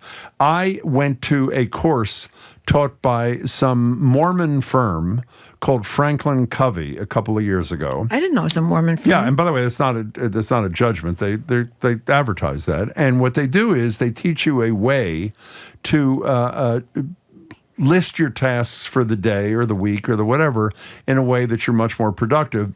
And what they suggest you do is you write down in advance everything you have to do the next day. Now, they're as anal as saying brush your teeth. And why I don't do that, by the way. I do brush my teeth, but I don't write it down. Why do they do that? Because they say and I agree with them completely, when you check off even the most modest of tasks, it inspires you to do the more difficult tasks that Marjorie, and she's not alone, don't do. You with me so far? Do you understand with you, Jim. this? I'm Okay. with you. So that's my strategy, and it works beautifully. Marjorie has no strategy. She'll say something in here like, did you just text so-and-so to thank them? And I said, yeah. She said, I got to text them too. And what's her number? And so I give her the number. She writes down the number. Did you text them? No. Now, what she says to me 2 weeks later is, I forgot to text so-and-so. And what I say is, why don't you just text them when you think about texting them? And I gave you the number. Since you typed it in, all you have to do is type 5 more words and you're done. Yeah. And why don't you do that? I don't know, Jim. Okay. And that's been a lifelong problem for me. It's like people say, because I lose everything too, people say, well, put your keys in the same place. Well, if I could remember to put my keys in the same place, then I wouldn't be looking for my keys all the time. This is even better. Or my phone or whatever else I lose. What I have said to Marjorie, this is one of my favorite things. I forgot about this. I'm glad you brought it up. We'll get to your calls in a minute. 877-301-8970. The top 8970. The topic is procrastination. Are you one? Yep. Do you need help? And if you're not one, how did you solve that particular problem? Marjorie occasionally forgets something she has to bring to work, either for me, for the show, for whatever it is. So what I told her about 10 years ago was, here's what you do, which is what I do at home. Yep. I put crap in front of my door yes. so that I cannot even open the door to my I have done apartment. that a few times. I know that without knocking into the stuff. Yep. So I say to Marjorie, "Did you?" And when she forgets the stuff the next day, I said, "Why didn't you do what I asked you, suggested you do?" And she said, "I did." And it turns out it did block the door. She opened the door, it shoved the crap to the side, and she just walked over it and came to work. Would you agree that's a problem? I think I have a problem. You have a problem. I've taken a lot of classes. It hasn't helped me. Have you really? Yes, but a lot of What, people executive say, function kind of things? I don't know what they were called, procrastination Okay. classes. But one of the things they say, I think What there's do a they lot say? to this, is that if you have a fear of failure, that procrastination, that you did it all last minute, gives you an excuse for failing. Which is why you do what I was taught at Franklin Covey. You put the smallest task that is not threatening on your list, you get it done, and when you get it done, you say to yourself, maybe subliminally or subconsciously, excuse me, I just got that thing done. Yeah. I can now get more difficult, bigger things done. Why don't you try that? Well, have I got my taxes in for my extension of my taxes? Did you? No, not yet. Well, I don't know I'm if you're working aware, on you it. have 2 weeks. Yeah, I know. October 15th. October 15th. That's the thing, and I should have done them back in April. The worst thing was, though, And what is ever. it? This is really bad. What was It's that? like a death wish. I knew, like weeks earlier, I was going to be a moderator in a debate a million years ago. This is the best. The John Kerry between John debate? Kerry It's the greatest thing ever. Tell the story. Well, and I was going to be the first person to ask a And question. you knew that in advance, right? I knew it weeks in advance. Okay, good. Did I think of my first question? Did I work on it? I was going to work on it on Monday, Wednesday, Friday. I get to the debate. I'm at the debate. I'm in the bathroom before the debate's going to begin, trying to come up with my first question. And then I saw the woman that used to be a co-host at NECN, dark hair, brunette, Heather. I forget her last name. Oh, Heather Kahn. Heather Kahn. And I ended up talking with Heather Kahn in the bathroom and never got the question. Now, wait, when you hear what Marjorie's first question to John Kerry in a high-profile national race was, I know what it was. Do you want to say it or do you want me to say it? It was really... What was it? Go ahead. It's the first question of the whole debate. She really says to Senator John embarrassing. Kerry. I think it surprised him, though. Go ahead. I said, Senator Kerry, why doesn't anybody like you? One of the best ever. Ever. But it was true. People Ever. didn't like him. People didn't like him. People liked Bill Weld, even though Bill Weld lost in the election. But people didn't like John. One of the Kerry. greatest Senate races of all time. Was Yeah, that making fun of- 1994? But that's bad. That's bad. And it's so anyway. Let's talk to people about why they procrastinate or why they don't procrastinate. I'm always Exactly. looking for tips because I spent my I just whole gave you life. tips. Yeah, I know, but those things don't work. Are you for me. prepared with your first question debates when you and I do them together? Yes. You know why? Because we don't procrastinate. That's right. We spent. This is why I don't like to do debates with you, Jim, because Jim presents me with like 5 feet full of things to read, and I'm supposed to read all these things, and then we have to do debate prep, about 15 times before Maybe we actually 15 get to the times. debate. So, by the time you get to the debate, you're so glad that the debate is over, so you can go back to your normal life. Marjorie said to me, the You were last very couple organized. of debates we did, I have my first question. I said, what is it? She says, why does nobody like you? It works so well for the... Okay, Jenny and Waltham, you've been very patient. We're talking about procrastination. Welcome to the show. Hi. Hi. Well, thanks so much. And I want to start by saying that I've been a very, very long time listener, and I've been meaning to call in for at least 10 years. There you go. Good one. There you go. You're with me. Good one. Yeah. Very nicely done. What's up? So, I am a procrastinator. I think if there was an award given, I would probably, be in the finals. And I keep that list. I've been keeping a list of the things that I really need to do, also for the same decade that I've been listening. And I want to say a good word about procrastination. What? Which is that I think sometimes it gives the room to really think about what you want to do. So you can I look at the list every day, and instead of feeling guilty, I feel like, oh, these are all the right things that I should have on my list. And then I go about my day without pretty much doing any of them. Well, can I tell you, Jenny, I'm going to make you feel good. Do you know who Arthur Brooks is? Oh, yes. Arthur Brooks, for those who don't know, was a guy at Harvard. He used to be on our show fairly regularly, then he stopped returning our calls. And no, he did. He became a big star. He's a huge star. He's on Yeah. Oprah. He's a really big deal. Yeah. And we're obviously a little tiny thing, so he didn't want to talk to us anymore. In any case, he wrote exactly what you said, Yeah. saying the case, I'm paraphrasing, for procrastination. He listed a bunch of reasons. One is creativity takes time, he says. So use the time that you're procrastinating to be more creative. So that's a variation on what you're saying, Jenny, right? Well, that makes me feel good, and I happen to be Kennedy School affiliated, so that makes me feel even better. Excellent. Great. But here's the tip. At one point, I had to write a doctoral thesis, and I mean, I think the reason we procrastinate, it's not only the fear that Marjorie mentioned, but it's the overwhelm. And so a good friend of mine said, here's what you have to do. It's called the theory of chunking. So you chunk it out. You pick one chunk, and you focus on it, and you get it done. Sort of what you were referencing. Baby steps. Baby steps. Hey, Jenny, that was a spectacular call. Don't wait another 10 years for the next one. I know that. Thanks, Jenny. I've taken the classes. So you failed the class, obviously. It's a real problem. I mean, it makes you very stressed out. It makes you feel like you're not getting anything accomplished in your life. We used to have you're getting a huge number of things accomplished in your life, sort of. Now, you're getting some things accomplished. I don't know exactly what they are, but I know. We used to have a boss at our old radio station who was in charge of all 5 stations. You went in his office, and there was not one thing on his desk, which is not the point. The point is, he would say to us when we commented on the fact there's nothing on his desk, he would say, come around the desk, look at my email. How many emails did he have? 0. Why? And by the way, he got hundreds a day, like we all do. His inbox was always empty. His attitude was, if it's important enough to respond to, you respond to it immediately. And if it's not important enough to respond to immediately, erase it. I'm not defending that. I'm just saying. That's hard to do. It is really hard to do. Isn't it hard to do? Exactly. Now, Marjorie, by the way, before the end of the show, is going to list all the other things she's done great. So, no, she is. No, Rebecca listed them for me. What are they? She said, to be fair, I don't think Marjorie's problem is procrastination. What is it? As much as showing up at the wrong time, at the wrong building, the wrong date. That's a very good point. And dropping things. Now, do you think a forcing party would help you where you're with other people who are procrastinating and they put pressure on you? That probably isn't the right term. It's not a bad idea. But it's not a happy. I wish I weren't like this. Could be happy. I don't know. Could be happy. It's a pretty distressing. Maybe if Arthur Brooks ever comes back on the show, he can tell you some of the other positive things that are. But when you're behind on everything all the time, behind on everything, and what helps me. You've never been late for the show, by the way. Do you know that? Have you ever missed the beginning of the show? I don't think so. And when I used to write a column, you had to hand in your column by like 7 o'clock at night. Yeah, that's amazing too. That helps that you have a do or die kind of thing. Excuse me. I would call Marjorie after her deadline, knowing she'd be done. That we could talk about whatever weird show or whatever thing we were doing the next day. And she'd say, I can't talk right now. I said, your deadline passed. I missed the deadline. And she says, plus I'm supposed to pick up my kids from daycare 3 hours ago. Daycare closes in 2 minutes. It's like every day. Okay, Veronica. And I was at the Herald. I used to hide in the morgue. They called like upstairs the library so they couldn't find me when I was late. Veronica, you're in Natick. You're on Boston Public Radio. We're talking about procrastination. Hey.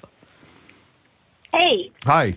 Oh my gosh, I'm so excited. We're thrilled I love to you guys, have you. and I Thanks. just want to say you remind me of Click and Clack Brothers. Oh, they're the great. No that is a true. The two of you. Thanks. I found my replacement with you guys. Oh, thank you. Anyway, That's terrific. Thanks. I'm going to throw my husband under the bus. Please. He's a tax preparer, and every deadline. Whose tax returns do you think he does at the very last minute? That's great. Always ours. Oh, That's great. I love it. And it's October 15th. And then he says, well, maybe with the government shutdown, maybe they'll give us an extension. I'm like, there's still the friggin' taxes. That is the best. There you go.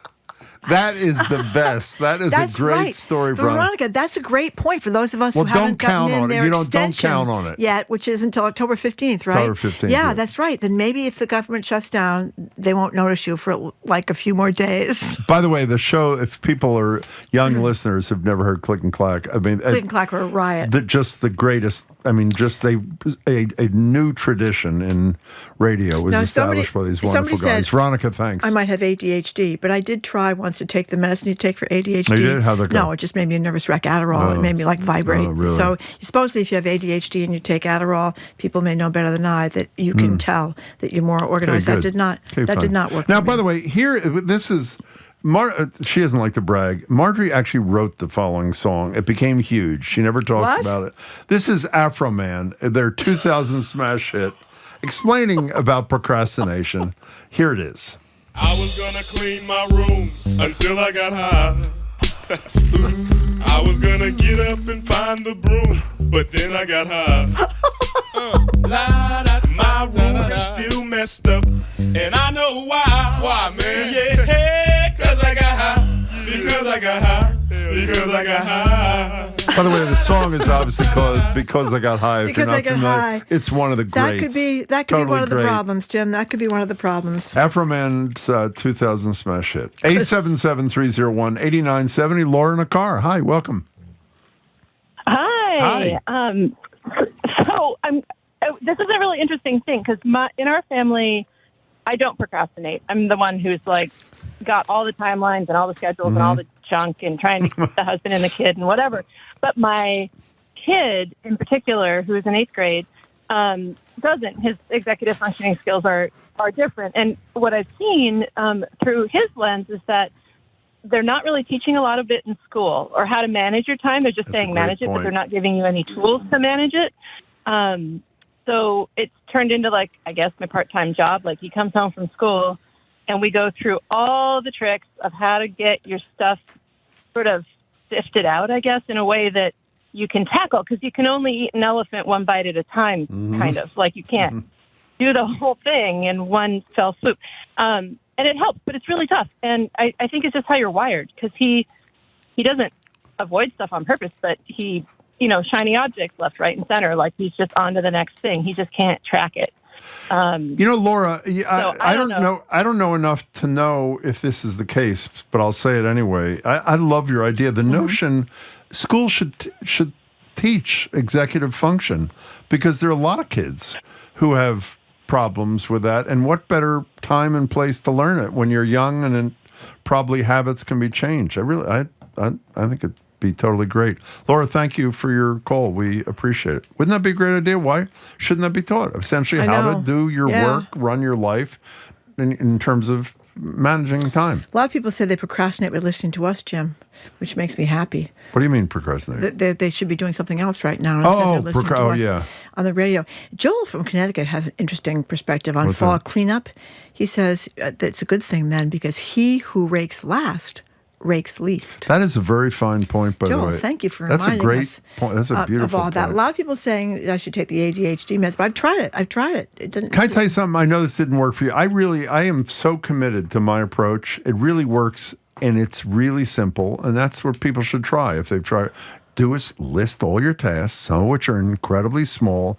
When they're accomplished, physically check them off your list, circle them, put a check next to them, and it's going to embolden you and make you convinced you can do greater things. But the problem is when you do the baby steps, and that's what they tell you in the procrastination classes, do the baby steps, then you work your way up to the big steps. The problem is do the baby steps, and I still don't want to tackle the big things like climbing Mount Everest. It is all about failing. It's all about failing. It's all about fear of failure. That's what it's about. By the way, That's one of the funniest movies. If you had thought of it ahead, you wouldn't have asked such a ridiculous question in the debate. If you got that was a great question. It was by accident. Yeah. If you had more time, you could have written a brilliant column. You didn't have enough time, so it's not so good. What's the name of the movie with the book Baby Steps in it? One of the funniest movies of all time. What about Bob? Does he do baby steps? The shrink Andrew Dreyfus writes a book called Baby Steps, and I got it wrong, John?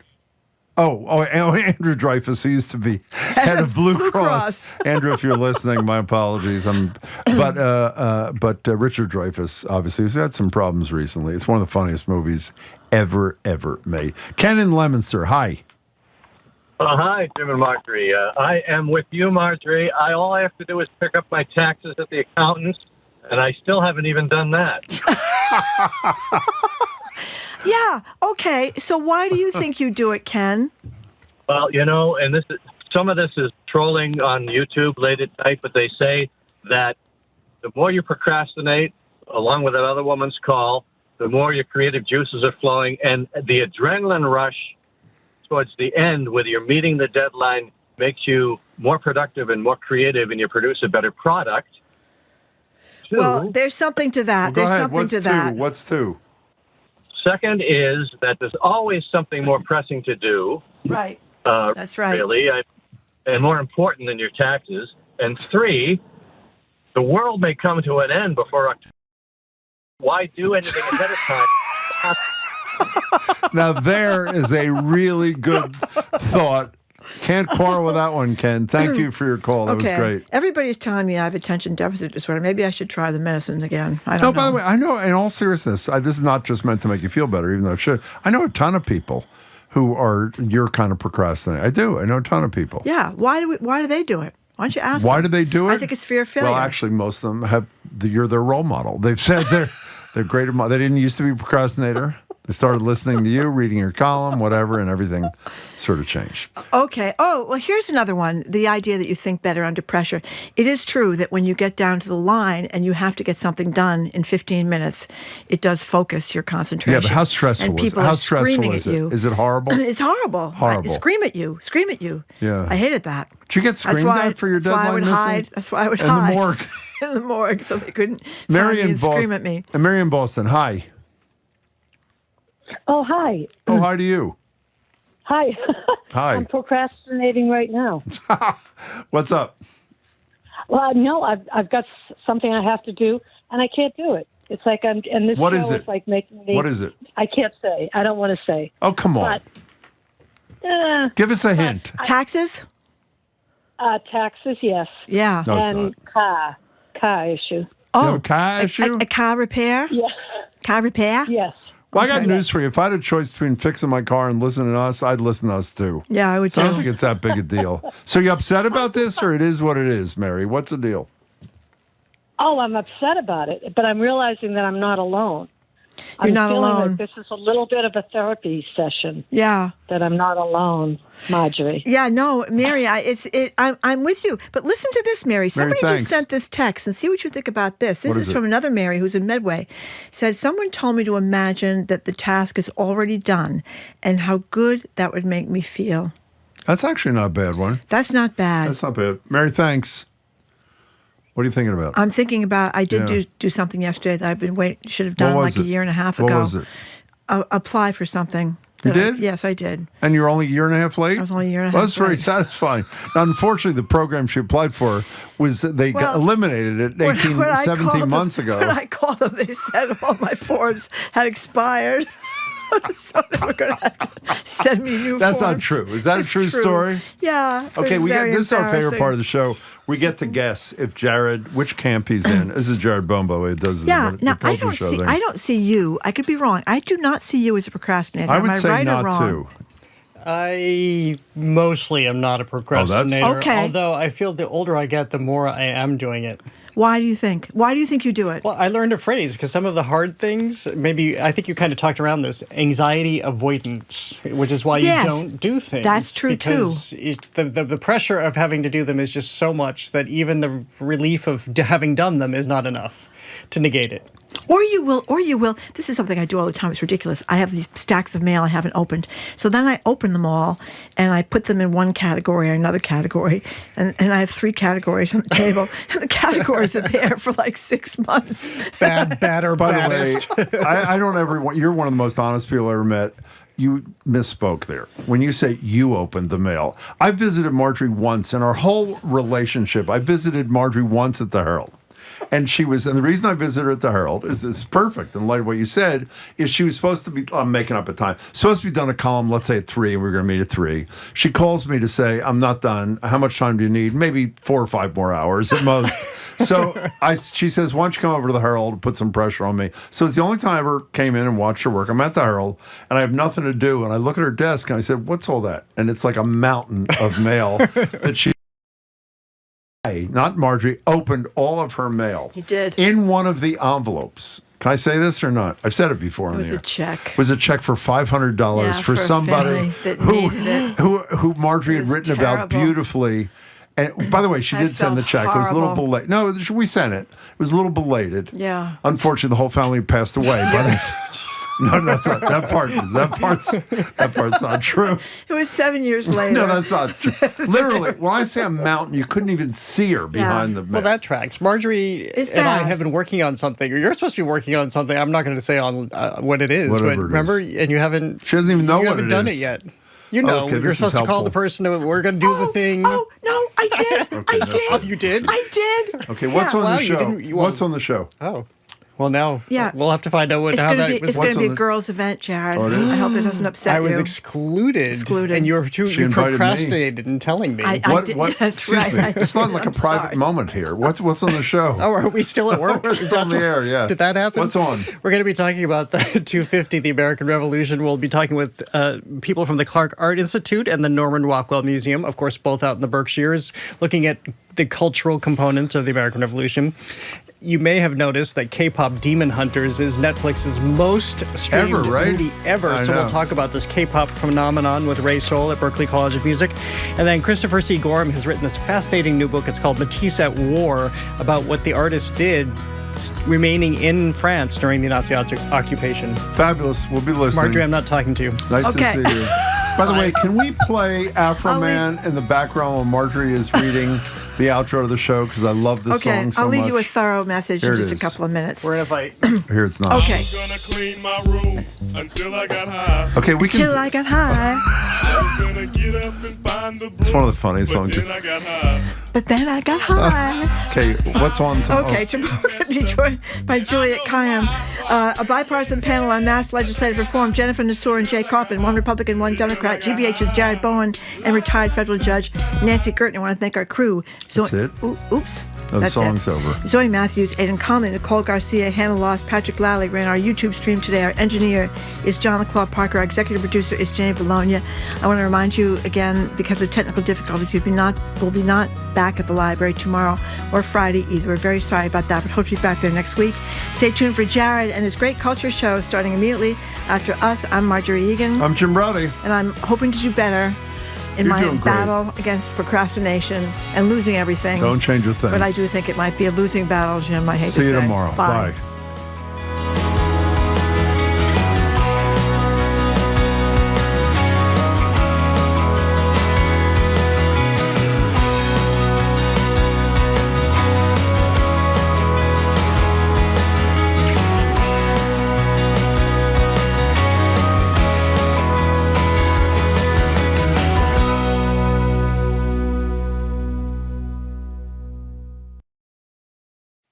What's trending? What's interesting? What's going on around town?